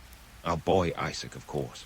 But while Newton's scientific achievements were towering, the man himself was a bundle of contradictions. For all his rational brilliance, he was deeply superstitious. He spent years delving into alchemy and biblical prophecies, convinced that hidden truths lay within. It's like finding out your favorite chef is obsessed with making toast, hoping one day it'll turn into a gourmet meal. These pursuits, while seemingly at odds with his scientific rigor, speak to the complexity of a man who was never content with surface explanations. Newton saw the universe as a vast puzzle, one he was determined to solve, even if it meant going down some peculiar rabbit holes. Socially, Newton was about as approachable as a porcupine at a petting zoo. He preferred the company of books and experiments to people, which didn't exactly make him the life of 17th century parties, not that he would have been caught dead at one. His personal life was, to put it mildly, sparse. There's no record of any romantic entanglements, leading some historians to speculate about his sexuality, or lack thereof. But perhaps he simply found human relationships too messy compared to the elegance of mathematics. After all, numbers don't gossip or hold grudges. Newton's quirks didn't stop him from becoming a celebrated figure in his own time. He was buried with full honors in Westminster Abbey, a resting place fit for royalty and notable thinkers. It's a testament to how much he was revered, despite, or maybe, because of his eccentricities. The public saw him as a symbol of human genius, a man who had unlocked the secrets of the universe. Yet, beneath the accolades, Newton remained a man of profound contradictions, driven by a relentless curiosity that didn't always adhere to conventional wisdom. Economically, his contributions were just as significant. By stabilizing the currency as master of the mint, he laid the foundation for a burgeoning British economy that would dominate global trade. His reforms helped England transition from a feudal economy to a capitalist powerhouse, proving that the right man in the right position could indeed change the world. Politically, his work reflected a time when nations were beginning to appreciate the power of science and technology as tools of statecraft. Monarchs and governments were waking up to the realization that controlling knowledge and innovation could be as powerful as armies and navies. Newton's role at the Royal Society and the Mint placed him at the intersection of science and policy, where he wielded influence with the same precision as his mathematical calculations.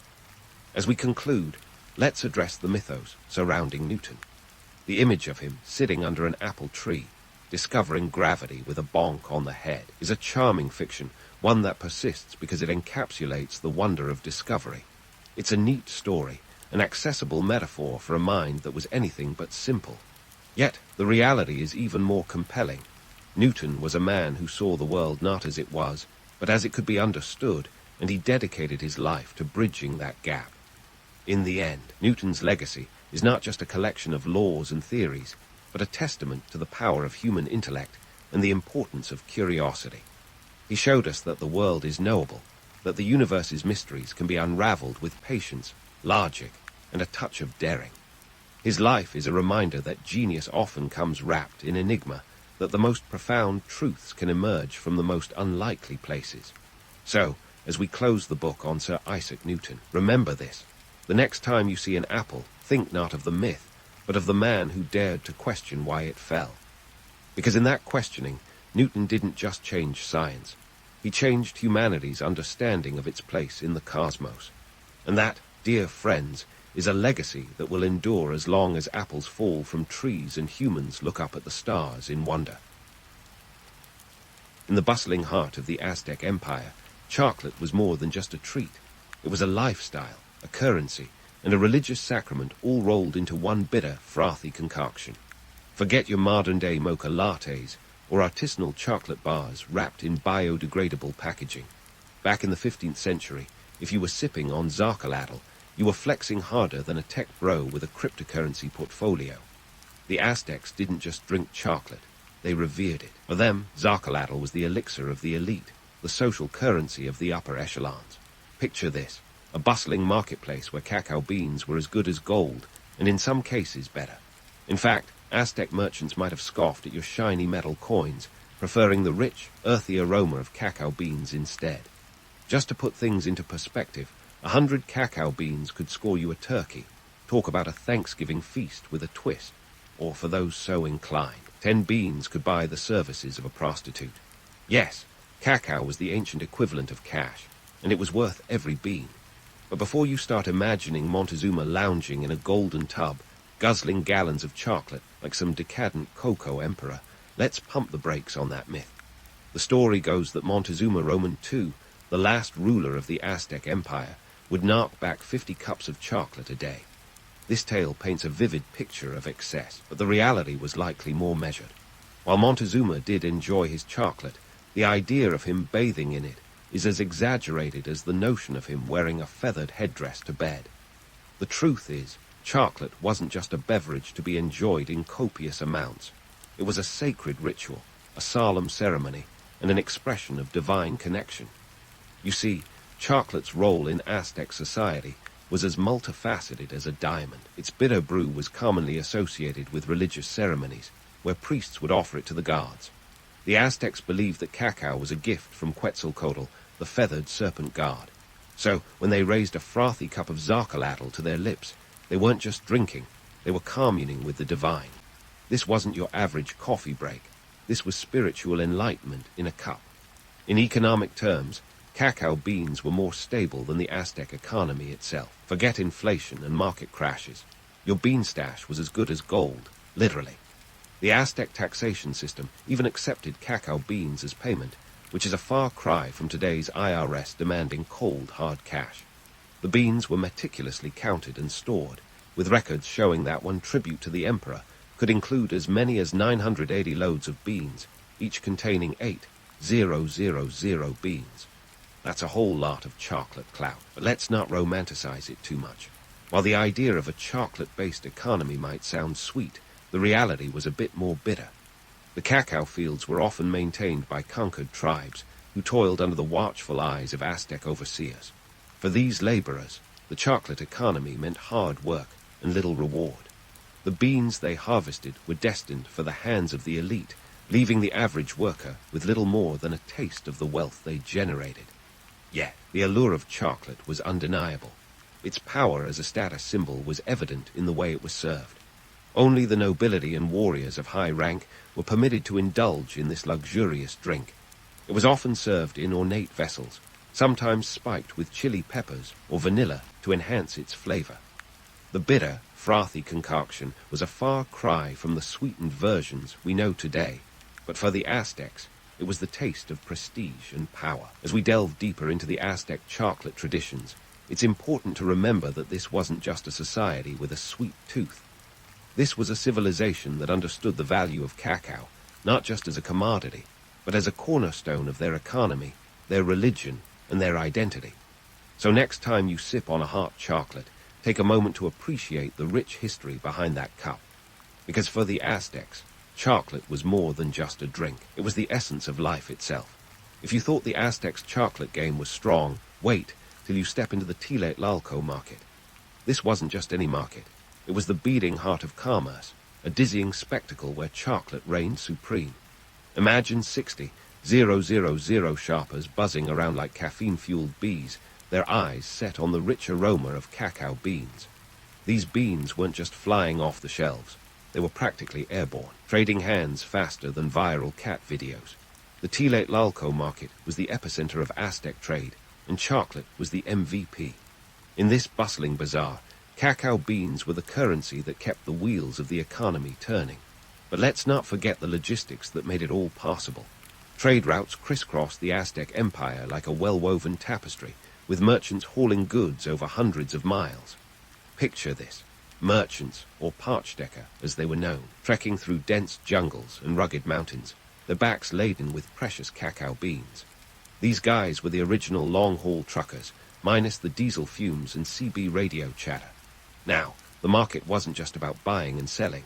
It was a grand stage for political maneuvering. The Aztec elite knew that controlling the flow of chocolate meant wielding serious power. Remember, this was an empire where a good cup of Zarcalatl could open doors faster than a golden key. The stakes were high, and everyone wanted a piece of the cacao pie. And speaking of stakes, let's talk about the Tenochtitlan marketplace. This was the Aztecs' Wall Street, a chaotic, exhilarating whirlwind of trade where fortunes were made and lost faster than you can say, stock market crash.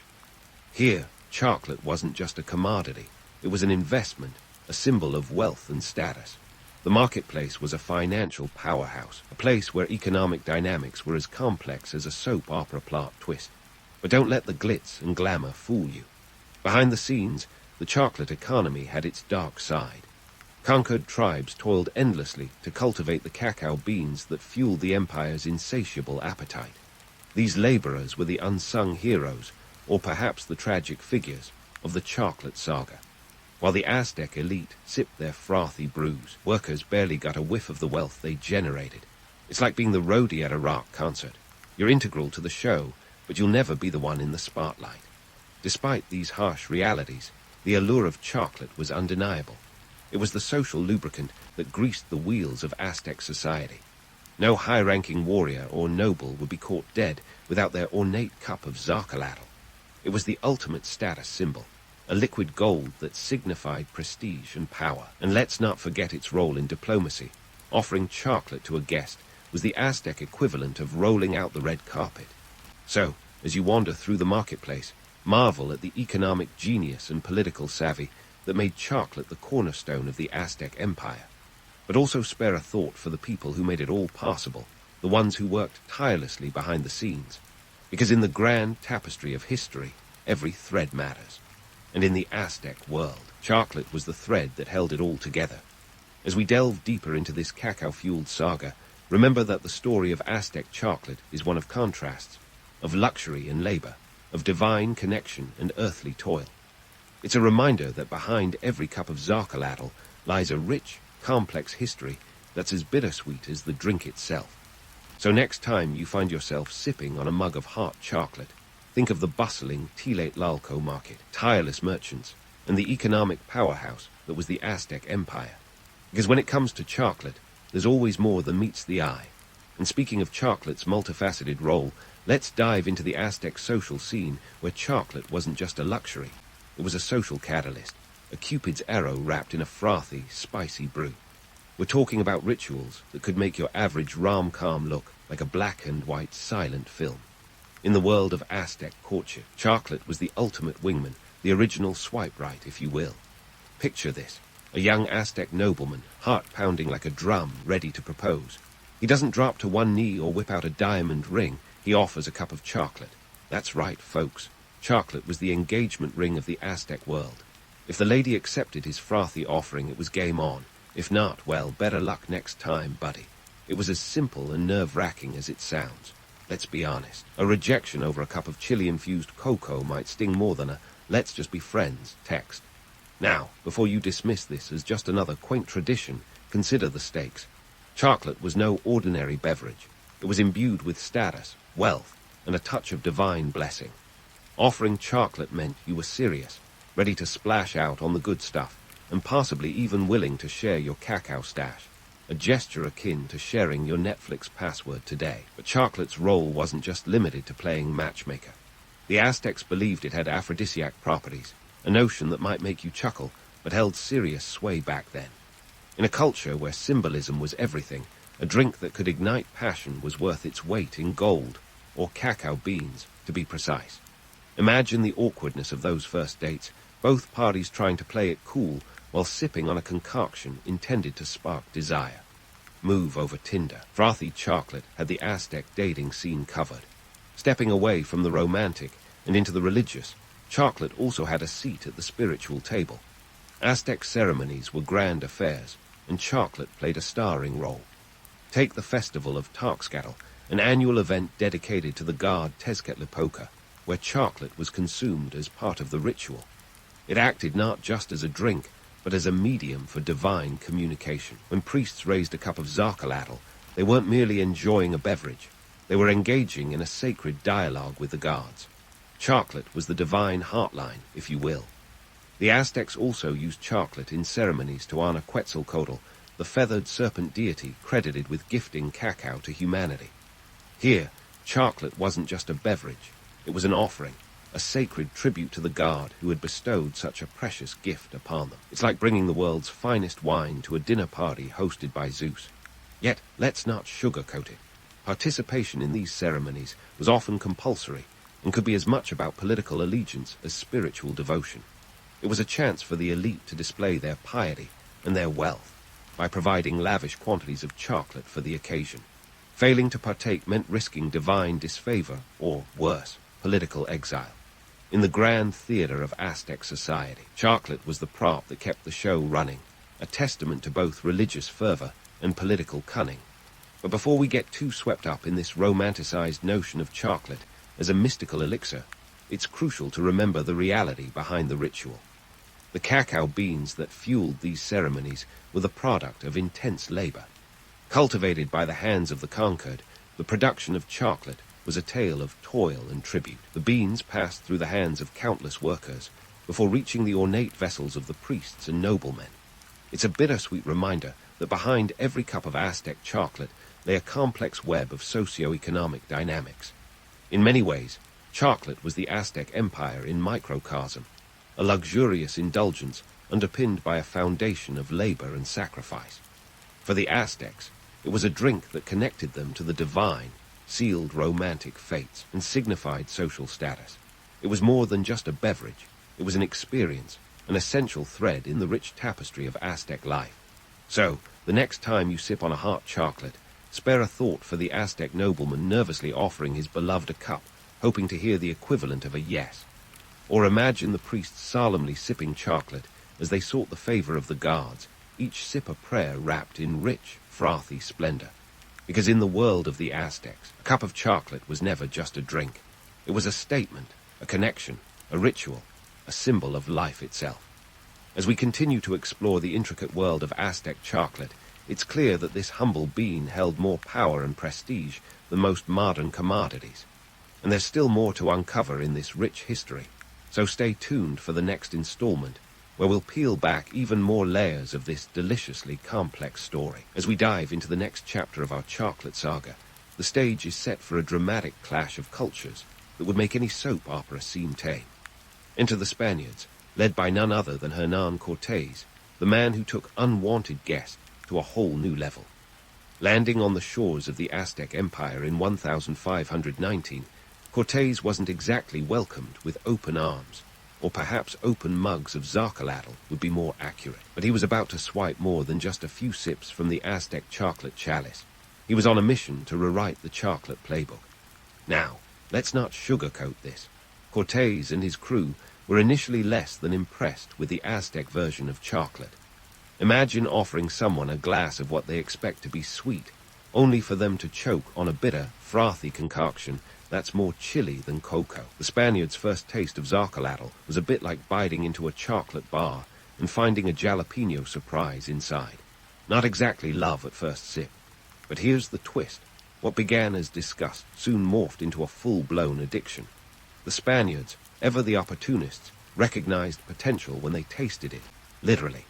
They saw Zarcaladl's value not just in its taste, but in its ability to energize and sustain.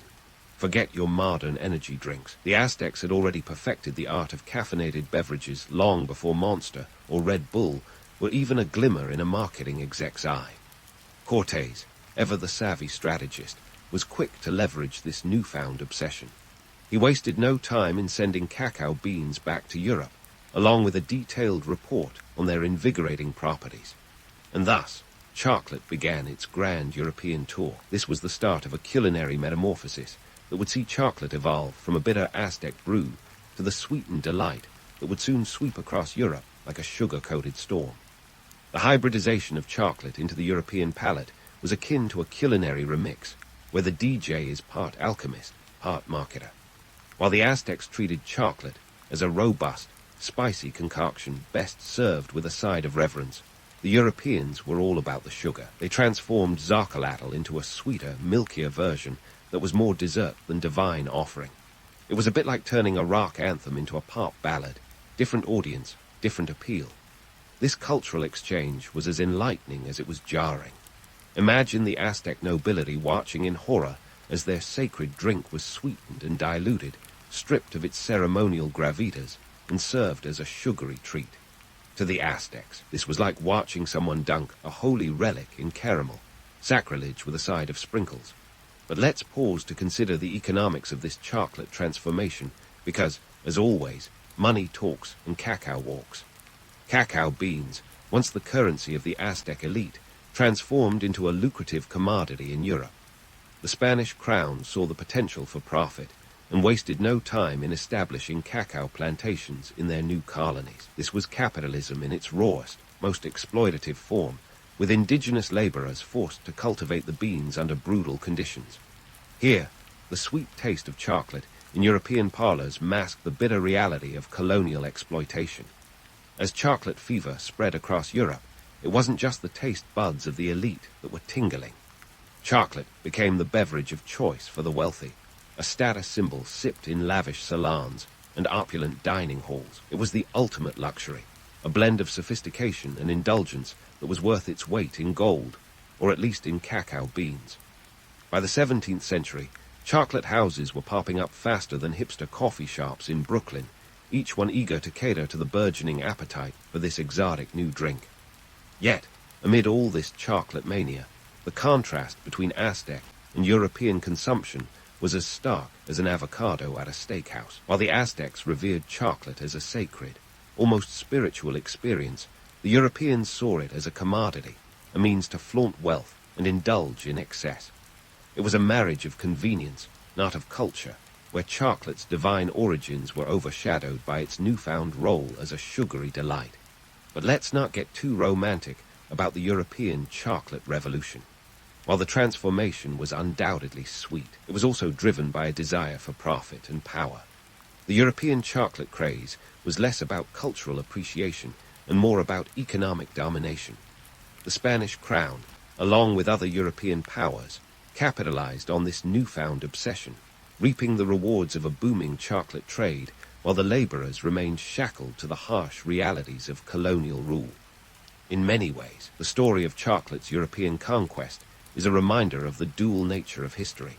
It's a tale of innovation and transformation, where bitter met sweet and created something entirely new. But it's also a story of exploitation and inequality, where the profits of a few were built on the backs of many. It's the kind of historical cocktail that leaves a bittersweet taste in your mouth, much like the original Aztec brew. As we close this chapter, let's remember that the story of chocolate is far from over. Its journey from Aztec temples to European parlors is just one part of a rich, complex narrative that continues to evolve. So next time you indulge in a piece of chocolate, take a moment to think about the history behind that wrapper. Because whether it's a bitter brew or a sweet delight, chocolate is a testament to the power of cultural exchange, the impact of colonial ambition, and the enduring allure of indulgence. And as we look ahead to the final chapter of our chocolate saga, rest assured, there are more layers to uncover, more myths to debunk, and more history to savor. Stay tuned. And so, as our chocolate saga continues, it's time to unwrap the next layer of this complex confectionery tale. We've already seen how chocolate's journey from Aztec temples to European parlors was anything but a smooth ride. But what happened next? How did this bitter brew transform into the global phenomenon we know today, beloved from Brooklyn to Beijing? Spoiler alert, it involves a lot of sugar, a dash of industrialization, and a sprinkle of marketing magic. First, let's tackle the myth of chocolate's discovery by Europeans, because, spoiler alert, they didn't exactly stumble upon it like some hidden treasure chest. The Spaniards may have been the first Europeans to taste zacatl, but the real story is more about cultural appropriation than discovery. The Aztecs had been sipping on this cocoa concoction long before Cortés, and his crew decided it would make a nice addition to their colonial portfolio. So, next time someone waxes lyrical about chocolate's European discovery, feel free to roll your eyes and mutter a sarcastic, "Sure, Jan." Now, let's skip ahead to the 18th century, when the Industrial Revolution took chocolate from artisanal to assembly line. The invention of the steam engine wasn't just for powering locomotives, it also revolutionized chocolate production. By the mid-1800, cocoa butter was being separated from the cacao mass, making it possible to create solid chocolate bars. Enter Joseph Fry and his 1847 innovation of the first chocolate bar. Cue applause and an eternal spot in sweet tooth history. But here's where things get really interesting. As chocolate transitioned from an elite treat to a mass-market commodity, it didn't just change the way people consumed it, it also reshaped economies. Forget the gold rush. This was the cocoa rush. Countries like Ghana and Côte d'Ivoire became chocolate powerhouses, producing more than 60% of the world's cocoa by the 20th century. That's right, those tiny beans were big business, driving economic growth in ways the Aztecs could never have imagined. Yet, with great chocolate comes great responsibility, specifically, the responsibility to acknowledge the labor that fuels this industry.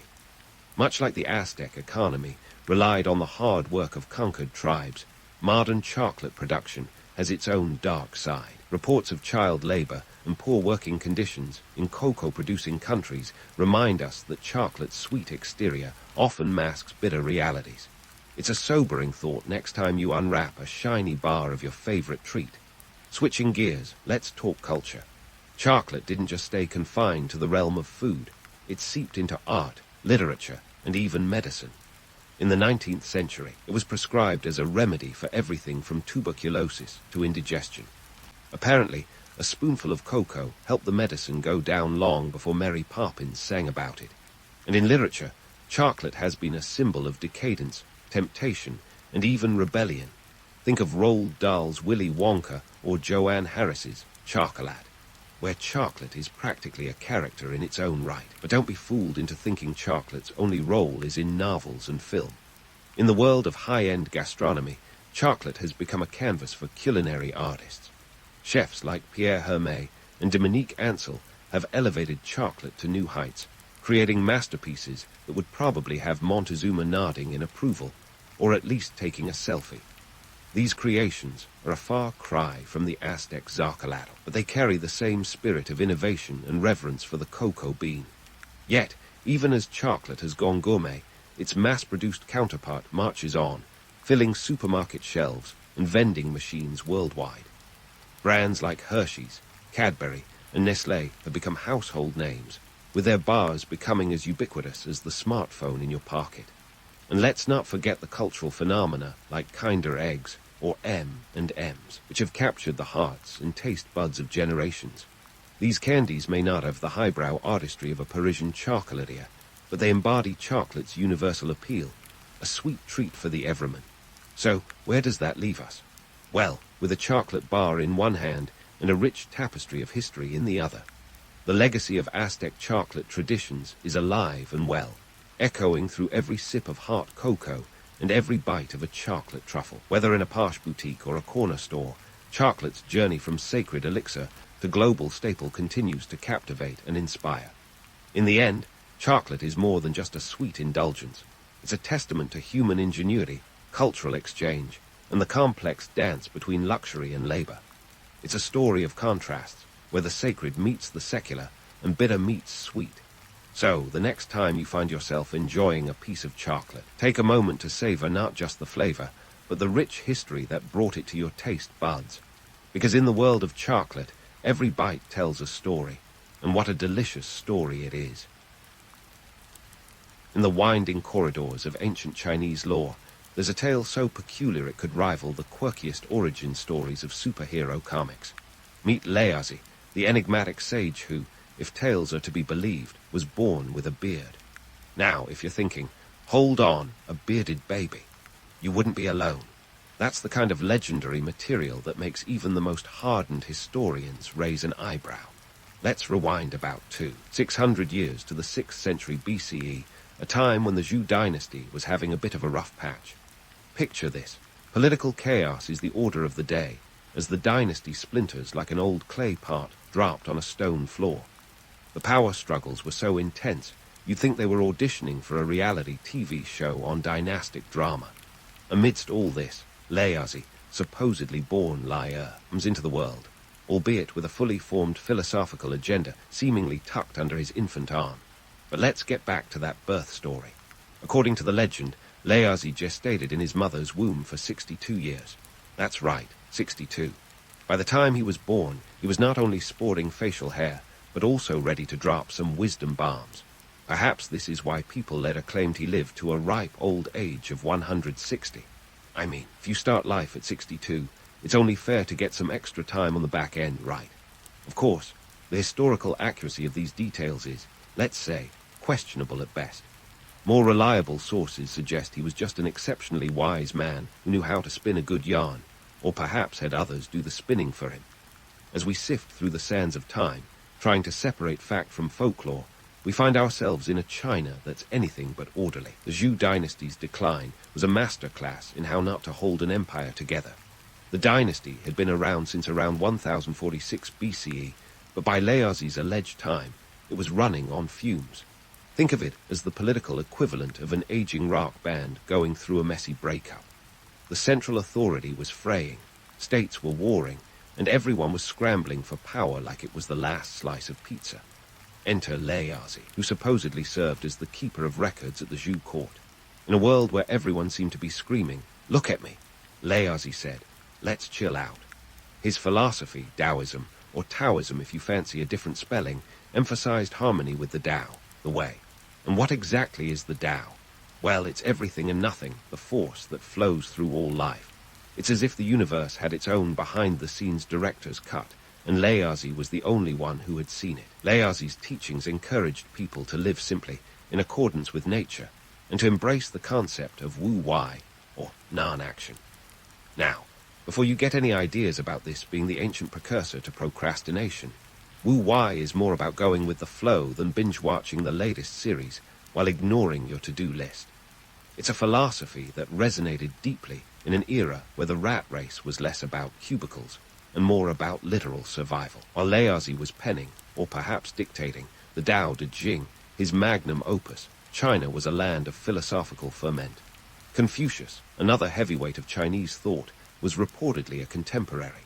Legend has it that the two once met, and Confucius left the encounter so impressed, or confounded, that he compared Laozi to a dragon riding the wind. Whether this meeting actually happened is anyone's guess, but it does make for a delightful mental image. So, why does any of this matter? Well, Laozi's ideas were like a soothing balm in a time of great turmoil. His focus on simplicity, humility, and balance offered an alternative to the chaos swirling around him. He wasn't about the power grabs or the endless quest for more. Instead, he preached contentment with less, a message that seems to have a timeless appeal, especially when the world around you is going to pieces. And yet, for all the serenity his philosophy promotes, Laozi himself remains a mystery. There are no contemporary records of him, only later accounts that mix fact with a generous helping of myth. Perhaps this is fitting for a man who preached the virtue of emptiness and the power of the unseen. In a way, Laozi himself is the ultimate embodiment of his teachings, an enigma wrapped in a riddle, riding the winds of history like a dragon, beard and all. So, next time you find yourself in a moment of chaos, remember Laozi, the sage who may or may not have lived to 160, who may or may not have been born with a beard, and who definitely taught us that sometimes the best action is simply to let go. Speaking of letting go, let's dive into the Tao Te Ching, Laozi's magnum opus that's been the talk of philosophers, poets, and the occasional New Age retreat since what feels like forever. This little book, 81 chapters if you're counting, packs a punch that belies its size. It's like a philosophic espresso shot, small but potent enough to keep the mind buzzing for centuries. Written in a style that's as cryptic as a teenager's text messages, the Tao Te Ching is all about the Tao, that elusive way that Laozi insisted flows through everything, everywhere, all at once. Now, picture this. Ancient China, a place where written texts were more scarce than a good Wi-Fi signal in the desert. Yet, the Tao Te Ching managed to spread like philosophical wildfire. Why? Because it was a refreshing sip of clarity in a world that often felt like trying to find your glasses without your glasses on. Its verses, though enigmatic, offered a roadmap, or perhaps a detour sign, away from the chaos of the time. But here's where things get twisty. Did Laozi really pen this masterpiece all by his lonesome, or was it more of a collaborative jam session? Some scholars argue that Laozi was the sole author, a wise old sage scribbling down his thoughts between sips of tea. Others suggest that the Tao Te Ching was more of a greatest hits compilation, gathering up bits of wisdom that had been floating around like philosophical pollen. To further muddy the waters, consider the historical context. Scroll back to the 6th century BCE. Books weren't exactly flying off the shelves, mostly because shelves weren't exactly a thing yet. Writing was an elite affair, reserved for those with the resources to afford the materials and the time to spend away from ploughing fields or waging wars. The Tao Te Ching's existence, then, is a testament to its importance, whether it emerged from a single mind or a collective consciousness. Now, let's talk about those verses. If you've ever read the Tao Te Ching, you'll know it's the kind of text that makes you feel both enlightened and slightly confused, like when you finally grasp the plot twist of a complex movie. Take, for instance, the famous line, "The Tao that can be told is not the eternal Tao." It's the philosophical equivalent of a mic drop, encapsulating the idea that true wisdom is beyond words. Try wrapping your head around that while you're stuck in traffic.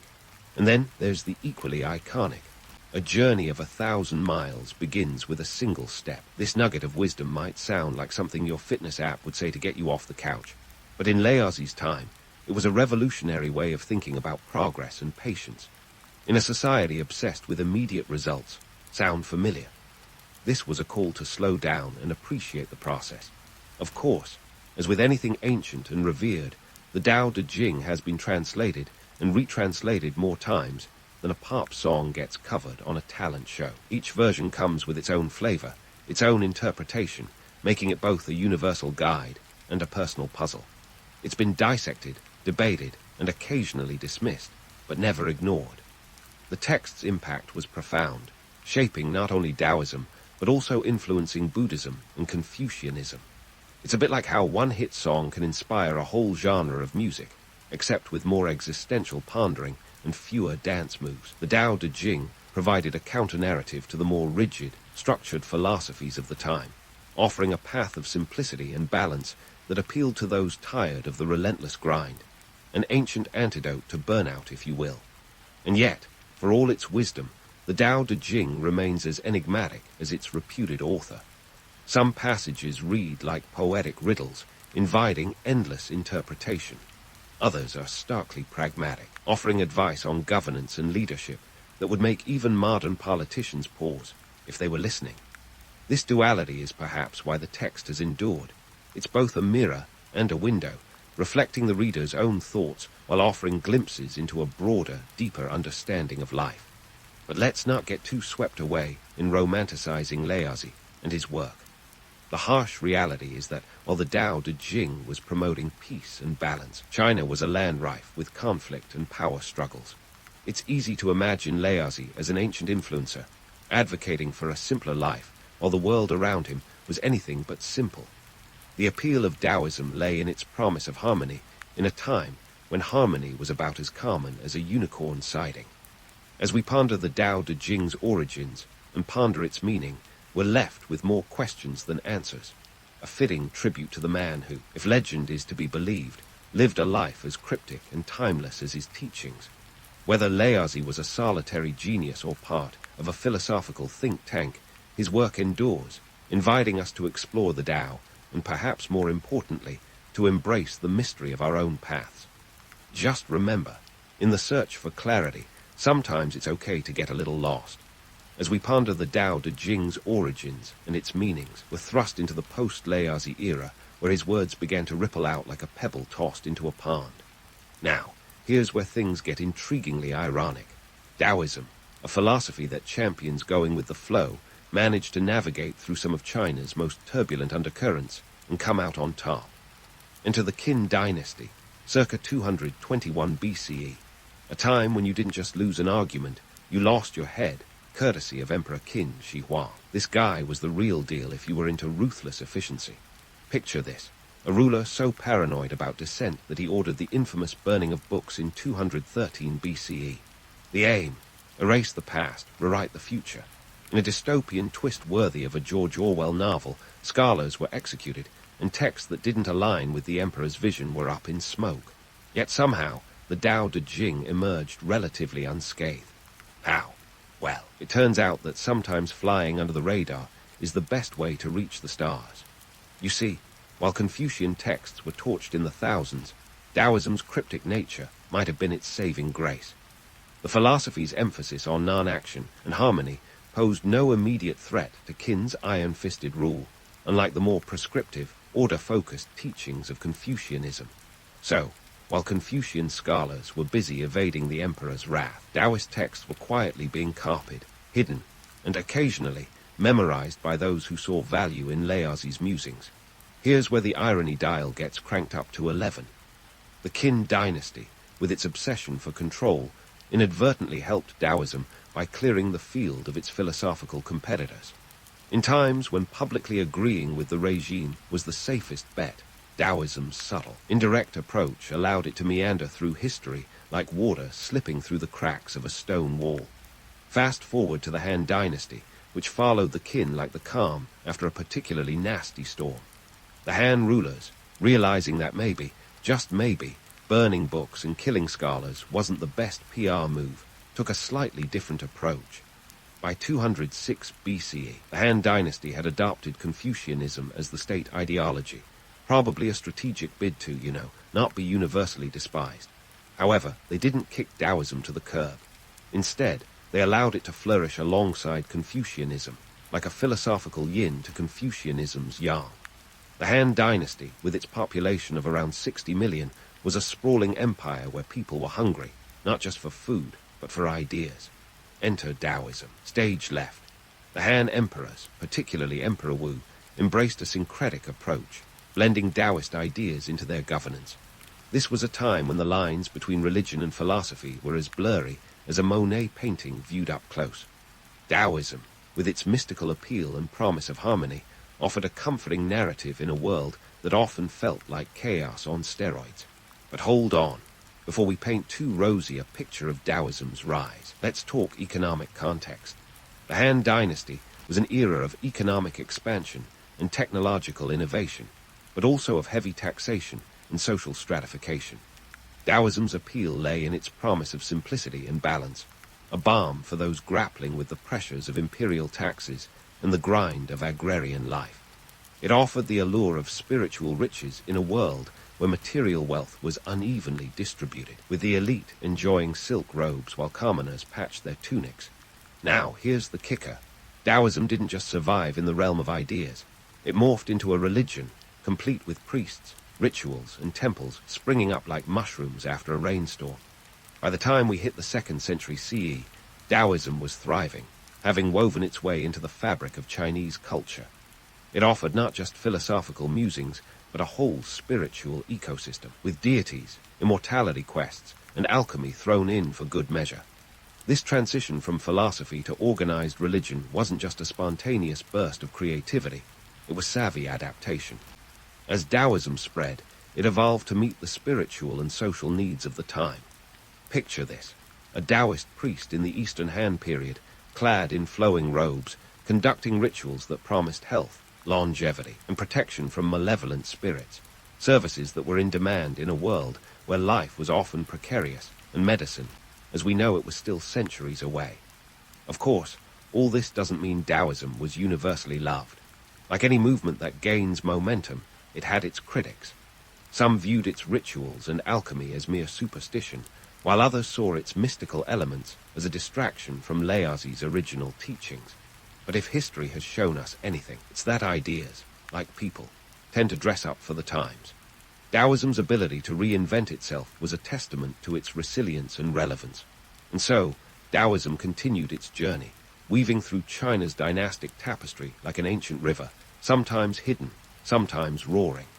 Its survival through the Qin's book burnings and its embrace by the Han is a story of adaptability, irony, and the enduring power of a philosophy that encourages us to let go, even when the world insists we hold on. As we prepare to dive into Part 4, we'll explore how Taoism's journey continued through the centuries, navigating the rise and fall of empires, and how it shaped, and was shaped by, the cultural and spiritual currents of China. But for now, let's leave Laozi's legacy where it thrives best, in the space between myth and reality, where the Tao continues to flow, unseen yet ever present. As we dive back into the swirling mists of Taoist legend, it's time to tackle one of the most endearing yet eyebrow-raising tales of Laozi, his dramatic exit from the world stage atop a water buffalo, heading westward into the sunset.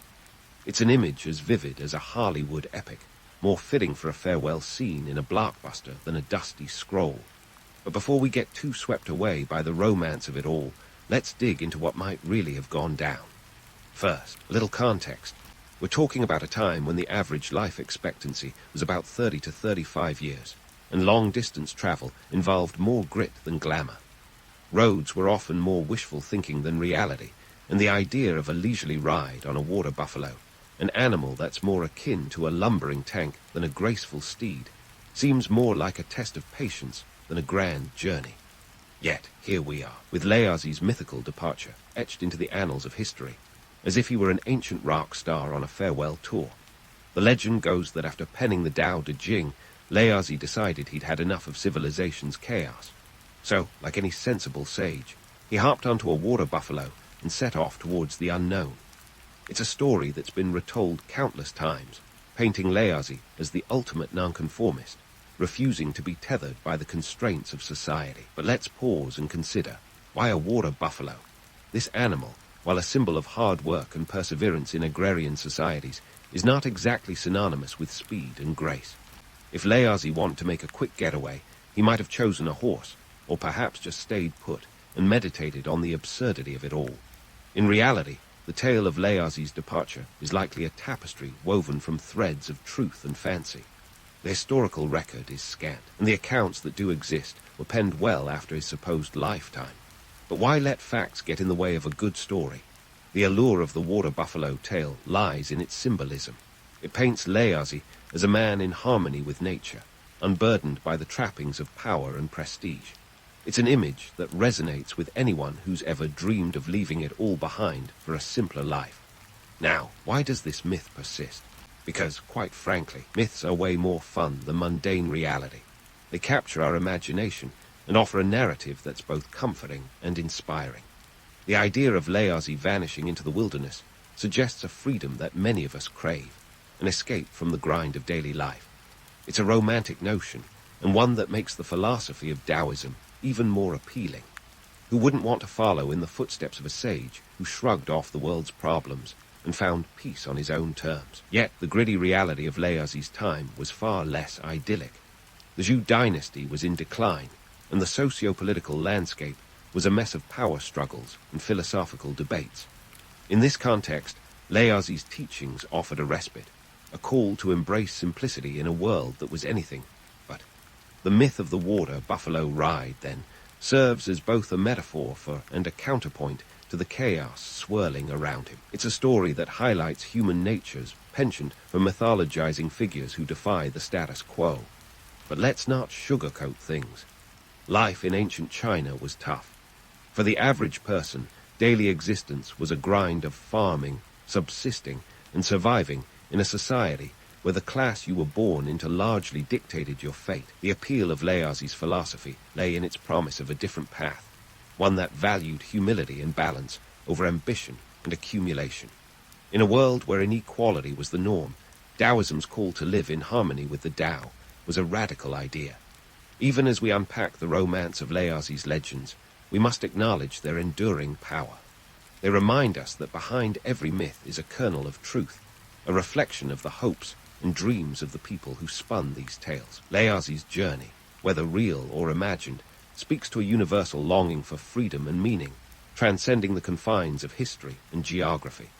As we prepare to delve deeper into the evolution of Daoism, let's keep in mind that the myths surrounding Laozi aren't just relics of the past. They're living stories that continue to shape our understanding of his philosophy. In the next chapter of our saga, we'll explore how Daoism navigated through centuries of change, adapting to new contexts while remaining rooted in its ancient wisdom. So, hang tight. Our journey with Laozi and his legacy is far from over. As we navigate through the winding trails of Daoism's influence across centuries, we find ourselves at the threshold of its modern-day relevance. Picture a world where the buzz of smartphones replaces the rustle of bamboo scrolls, and the biggest threat to one's peace isn't a marauding warlord, but a relentless stream of notifications. Yet, even in this digital age, Laozi's teachings echo with a clarity that cuts through the chaos like a well-aimed Zen koan. The Tao Te Ching, a text older than Rome's Colosseum, whispers its wisdom into the ears of those seeking both purpose and peace amid the frenetic pace of modern life. Let's dive into the heart of the matter. Why does this ancient philosophy still captivate us? The answer lies in its adaptability, like a philosophical chameleon that's managed to stay relevant through eras as diverse as feudal China and today's tech-driven society. Laozi's concept of wu-wai, or non-action, might sound like an endorsement for laziness in a world that values hustle above all else. But scratch the surface, and you'll find a profound bit of wisdom about aligning with the natural flow of life, rather than paddling furiously against the current. It's like being told that the best way to win a marathon is to stop running and start gliding, an appealing thought for anyone worn out by the rat race. Consider how Laozi's teachings translate into the 21st century, where mindfulness apps are the new sages, and people shell out $4.2 trillion annually on wellness, according to the Global Wellness Institute. The simplicity and balance that Daoism advocates provide an antidote to the chronic stress and burnout that have become the hallmarks of modern existence. It's no wonder that tech moguls and Wall Street wolves alike are embracing meditation retreats, seeking solace in the idea that sometimes the best way to gain control is to let go. But let's not kid ourselves into thinking that Daoism's modern appeal is all about spiritual enlightenment. There's a gritty practicality to its teachings that resonates with anyone who's ever been caught in the crosshairs of life's unpredictability. Laozi's emphasis on humility and contentment is a refreshing counterpoint to the insatiable drive for more. More money, more power, more likes on social media. In a world where consumer culture often feels like a never-ending buffet, Daoism gently nudges us to savor what we have rather than constantly reaching for the next shiny object. And what about that famous line, "A journey of 1,000 miles begins with a single step"? In today's context, it's a reminder that monumental changes, whether personal or societal, start with small, deliberate actions. It's the philosophical equivalent of Marie Kondo, encouraging us to declutter our lives one drawer at a time. This approach holds its own in an era where instant gratification is as common as cat videos on the internet, yet meaningful change remains tantalizingly elusive. Let's pivot to the cultural arena, because Daoism isn't just a philosophical relic, but a living, breathing part of the cultural zeitgeist. From Hollywood's fascination with martial arts and Eastern mysticism To the rise of yoga and Tai Chi as mainstream practices, the influence of Taoist thought is everywhere. The iconic yin-yang symbol has become a universal emblem of balance, adorning everything from tattoos to corporate logos. It serves as a daily reminder that opposites, light and dark, work and rest, chaos and order, are not just inevitable but necessary for harmony. Yet, as we celebrate Taoism's contributions to modern culture, we must also acknowledge the complexities of its journey. For all its appeal, the philosophy has often been misunderstood, reduced to clichés, or caricatured in ways that strip it of its depth. It's a bit like taking a gourmet recipe and turning it into instant noodles, convenient, sure, but missing the rich flavors that make it truly satisfying.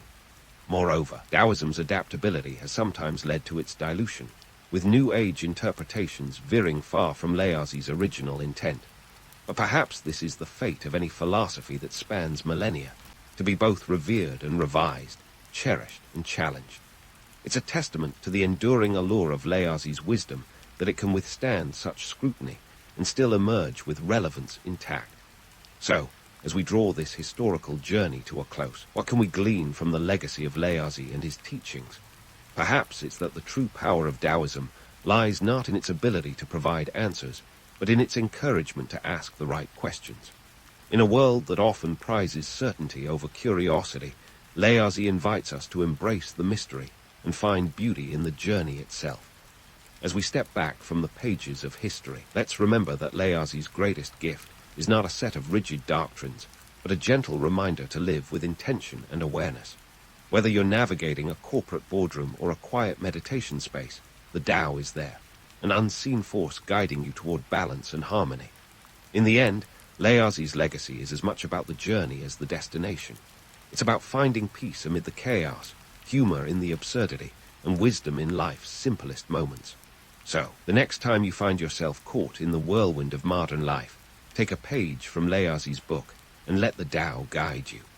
After all, in a world that's constantly rushing toward the next big thing, sometimes the best move is to simply stand still and let the world flow around you. Your morning kicks off in Berlin, 1961, where the air practically hums with Cold War tension, like a high-stakes chess match played out across a city split right down the middle.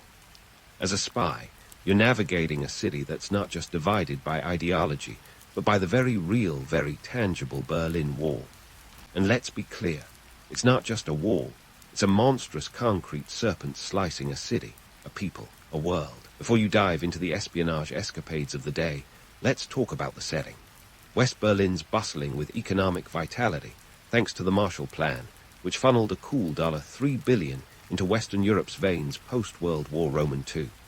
Imagine that, a cash injection so massive it could probably make Scrooge McDuck's money bin look like petty cash. This isn't just about rebuilding infrastructure, it's about rebuilding morale, and that's where the real battle lines are drawn. On the other side of town, East Berlin is a stark contrast, grim, grey and grasping for the glory days that never quite materialized. The economic disparity is like night and day, and that's not just a poetic turn of phrase. It's a reality that fuels your daily operations. The CIA's got a budget of $46 million, and a decent chunk of that is earmarked for operations in Berlin. It's your job to make sure every dollar is well spent. After all, you're not just any spy. You're the one trying to keep the world from going up in a mushroom cloud.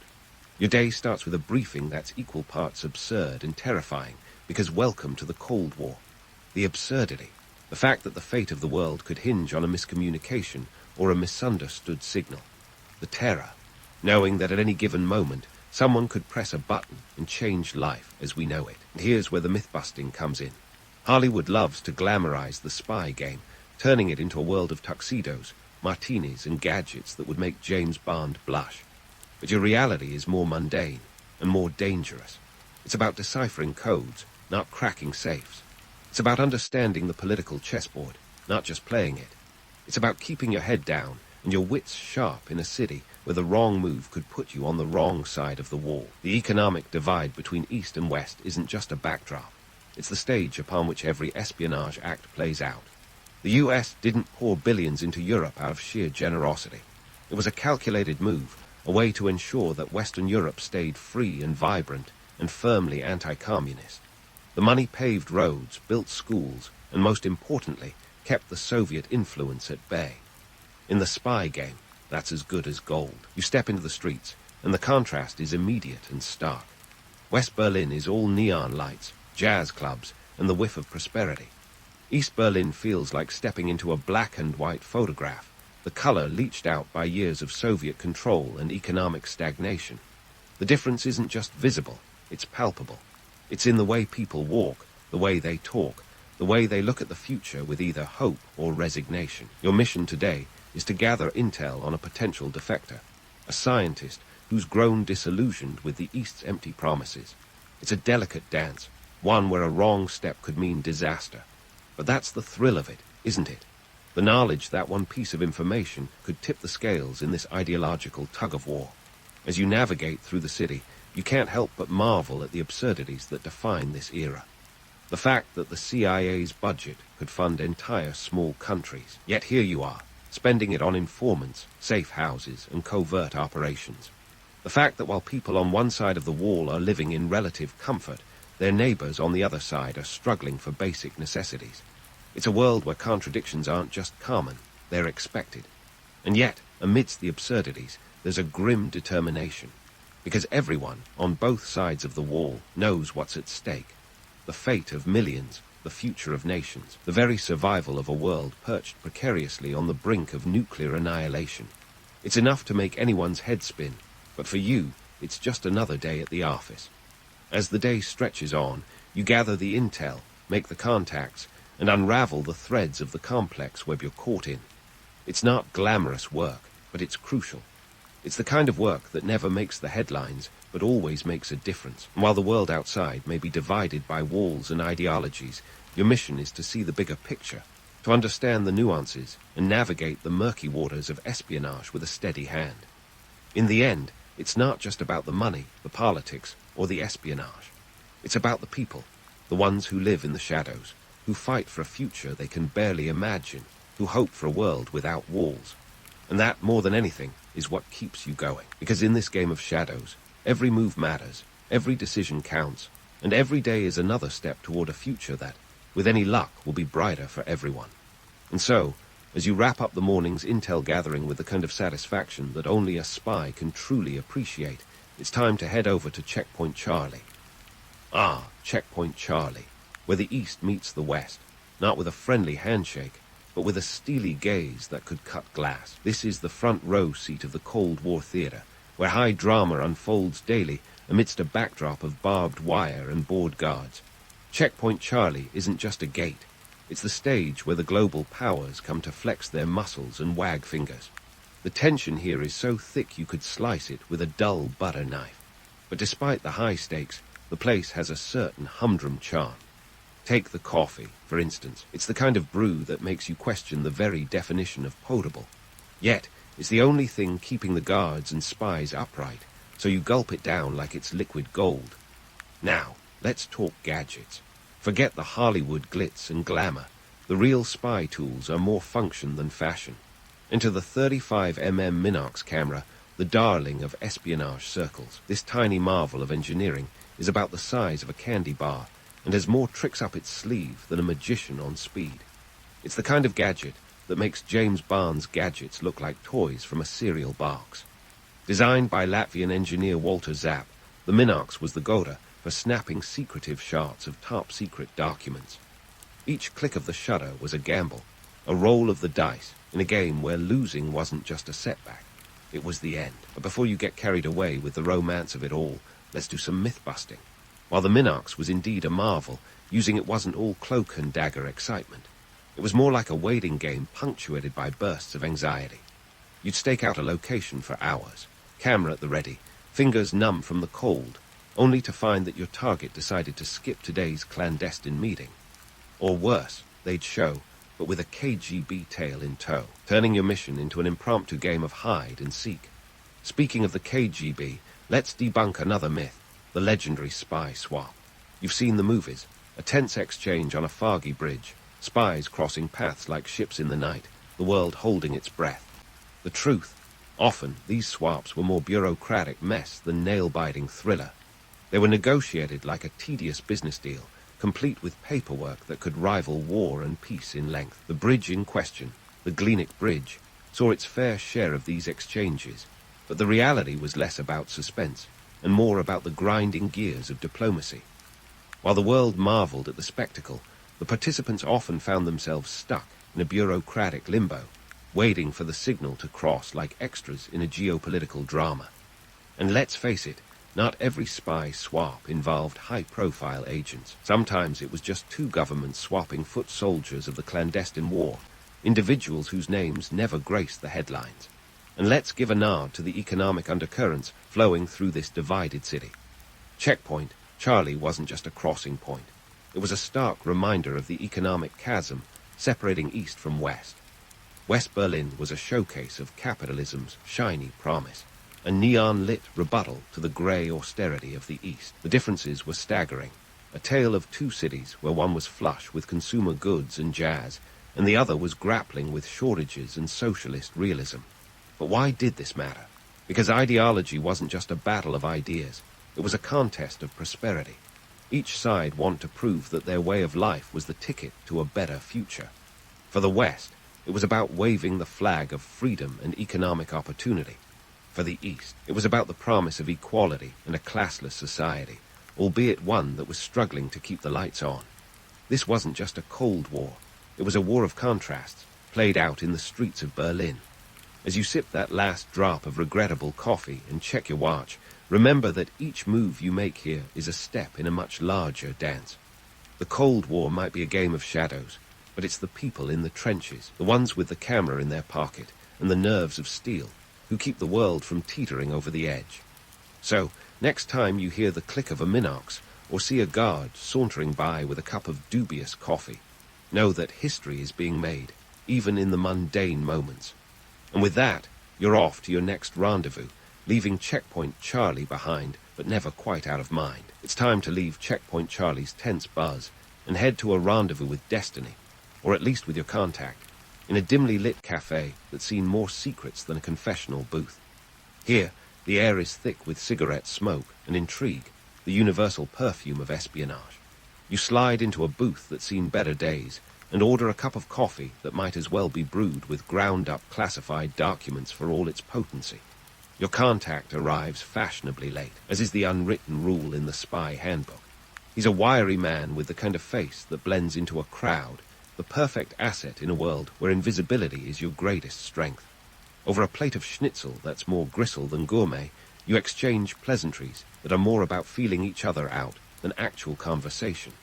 Because in this line of work, trust is a currency more volatile than the stock market. Speaking of currencies, let's talk about the Berlin Wall, that infamous symbol of division that's not just a concrete monstrosity, but an economic statement.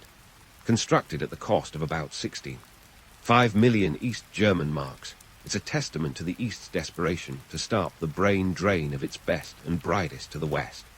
It's not just a wall, it's a financial albatross, a reminder that keeping people in is a lot more expensive than letting them go. As your contact finally gets down to business, the conversation shifts to the ever-present spectre of betrayal. Espionage is a game of chess played on a board of shifting loyalties, and the constant threat of a knife in the back is just part of the job description. The social dynamics between spies and informants are as complex as any soap opera. Everyone's got their price, and figuring out what it is can mean the difference between life and a very unceremonious death. You see, Hollywood might sell you the glamorous life of a double agent, sipping martinis and seducing intel out of enemy operatives. But the truth is, being a spy is less James Bond and more George Smiley. It's not about the flashy moves, but the quiet, calculated maneuvers. And those double agents, they're often more double-crossed than 007. The myth of the perfect double agent is just that, a myth. Real spies live messy, desperate lives, constantly looking over their shoulders and wondering which colleague will sell them out for a better deal. Primary sources from the era reveal the psychological toll of this double life. Former agents have spoken about the paranoia that seeps into every aspect of their existence. As one ex-spy put it, the hardest part isn't the lying to others, it's the lying to yourself. Maintaining a facade day in and day out takes a toll on the mind. akin to running a marathon with a smile plastered on your face. The constant need to anticipate betrayal from every angle is enough to make anyone question their sanity. And let's not forget the economic undertones of this shadowy dance. The Cold War wasn't just fought with guns and bombs. It was waged with budgets and balance sheets. Every defector was not only a gain in terms of intelligence, but also a victory in the ongoing economic tug-of-war. The East couldn't afford to lose its talent to the West, where scientists and engineers were welcomed with open arms and open checkbooks. Your contact leans in, lowering his voice to barely above a whisper, illustrating another hallmark of the spy trade, the conspiracy of silence. Information is doled out in tiny, precious morsels, each one potentially life-altering. It's a delicate balance of give and take, where today's ally could be tomorrow's enemy, and today's information could be tomorrow's disinformation. The paranoia is not just a byproduct, it's a survival mechanism. As the conversation wraps up, you're reminded of the precariousness of this existence. Every interaction is a dance on a razor's edge, and every decision carries the weight of the world. But despite the danger, there's a strange allure to it all. The thrill of being part of something bigger than yourself, of playing a role in a geopolitical drama that could change the course of history. You settle the bill, leaving behind the smoky haze of the cafe and stepping back into the divided city where shadows lurk in every corner and every glance is scrutinized. The world outside is still split, the wall looming large as a reminder of the ideological chasm.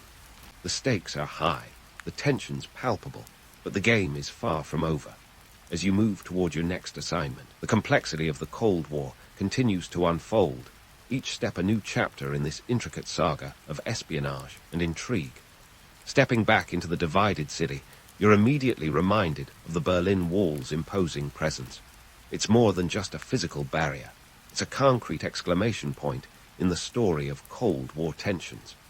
This afternoon's clandestine meeting brings you to the shadow of this infamous symbol, where the ideological divide is as palpable as the chill in the air. Here, you stand at the front line of a war fought in whispers and secrets. Today's mission involves a dead drop near the wall, a classic spycraft technique that's as old as espionage itself. Forget about secret handshakes or hidden compartments in books. This is about leaving messages in hollowed-out bricks or magnetic containers stuck under park benches. It's low-tech, but that's precisely why it works. The less conspicuous, the better. Now, let's burst a bubble. These operations aren't always the stuff of thrilling novels. More often than not, they're a test of patience and nerves. Picture this. You're waiting for hours, watching passerby after passerby, each a potential threat or ally. A dry mouth, a racing heart, and a nagging doubt in the pit of your stomach. That's the reality of a dead drop. Not quite the glamorous life of a secret agent, huh? As you loiter with purpose, you think back to one of the most dramatic incidents in Cold War history, the U-2 incident. 1960, when the skies were the new battleground, and Francis Gary Powers took an infamous flight that ended not with a bang, but with a crash. His U-2 spy plane was shot down over Soviet airspace, unraveling a high-flying tale of espionage that led to Powers' capture. This wasn't just a minor blip on the radar.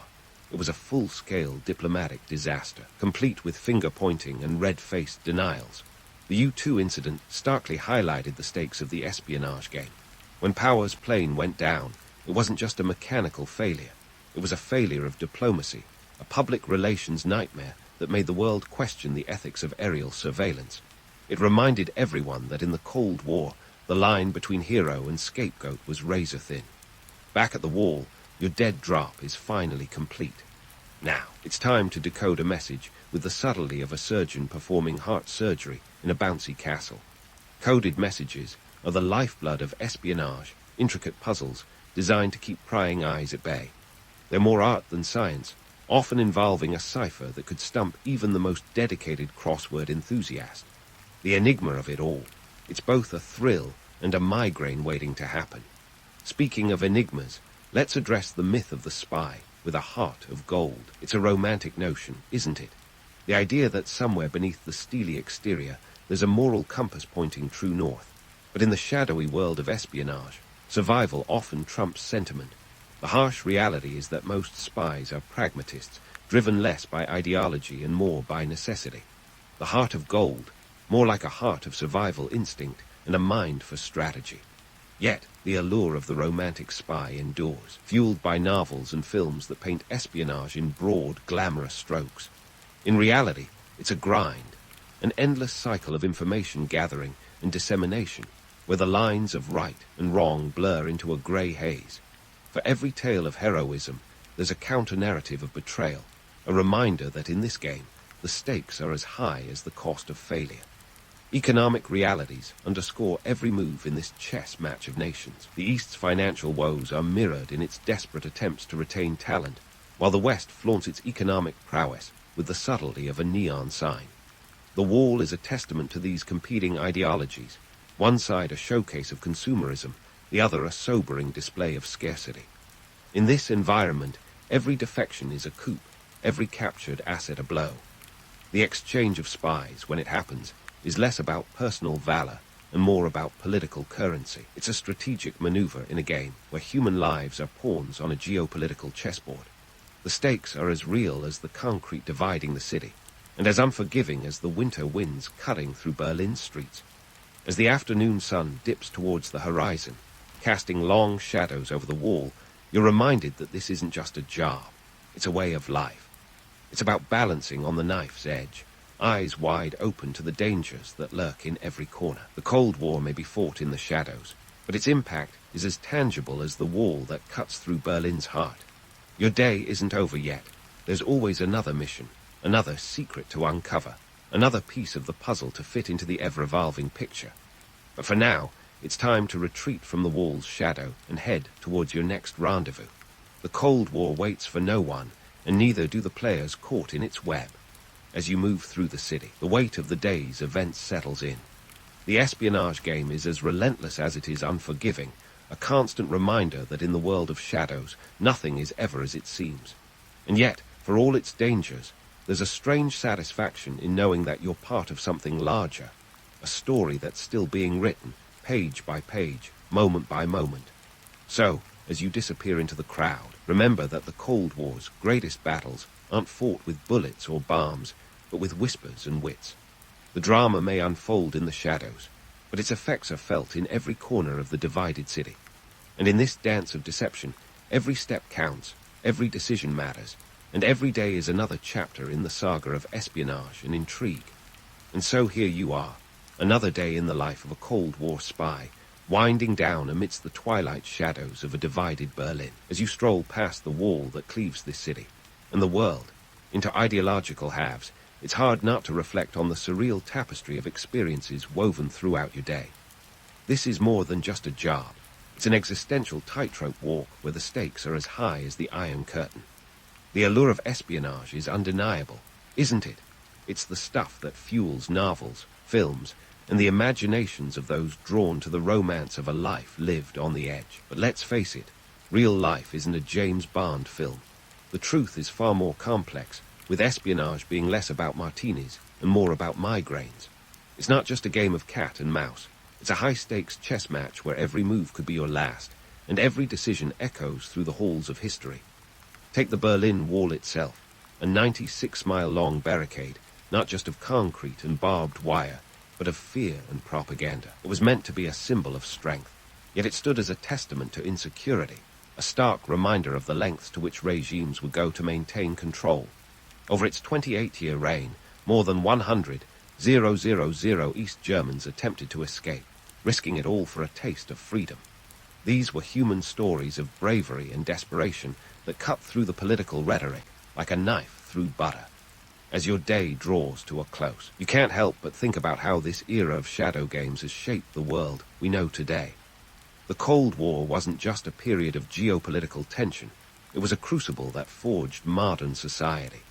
From the space race to the dawn of the digital age, the competition between East and West accelerated technological advancements at an unprecedented pace. Who would have guessed that the rivalry over rockets and satellites would eventually lead to smartphones and Wi-Fi? But let's not sugarcoat it. The Cold War also left its share of scars. The arms race, with its stockpiles of nuclear weapons, was a chilling reminder of humanity's capacity for self-destruction.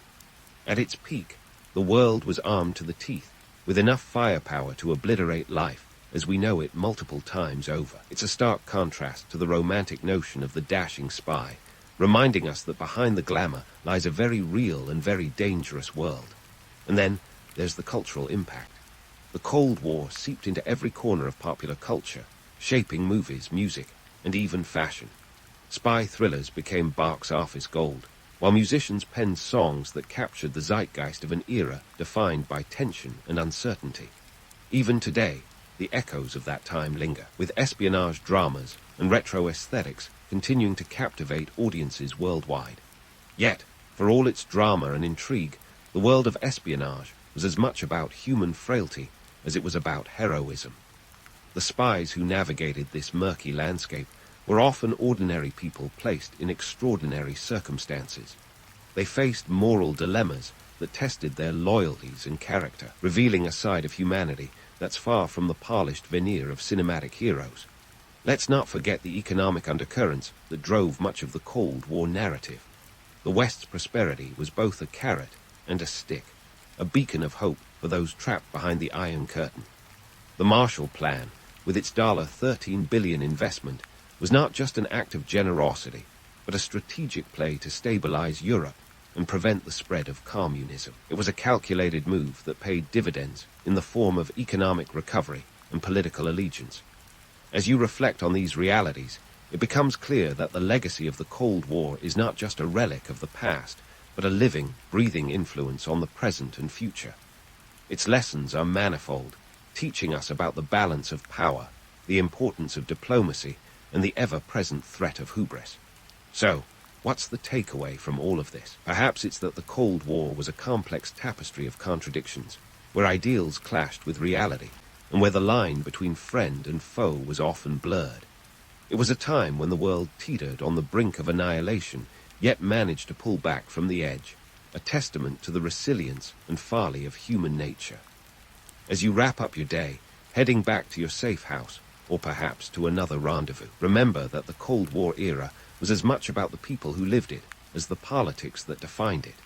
It was a time of secrets and shadows, of courage and cowardice, and of a world learning to navigate the treacherous waters of modern geopolitics. In the end, the Cold War's legacy is a double-edged sword, both a cautionary tale and an enduring source of fascination. It reminds us that while history is often painted in shades of grey, it is the vibrant stories of individuals that bring it to life. And as you leave the remnants of this divided city behind, know that you are part of that story, a player in a game that continues to shape the world we inhabit today.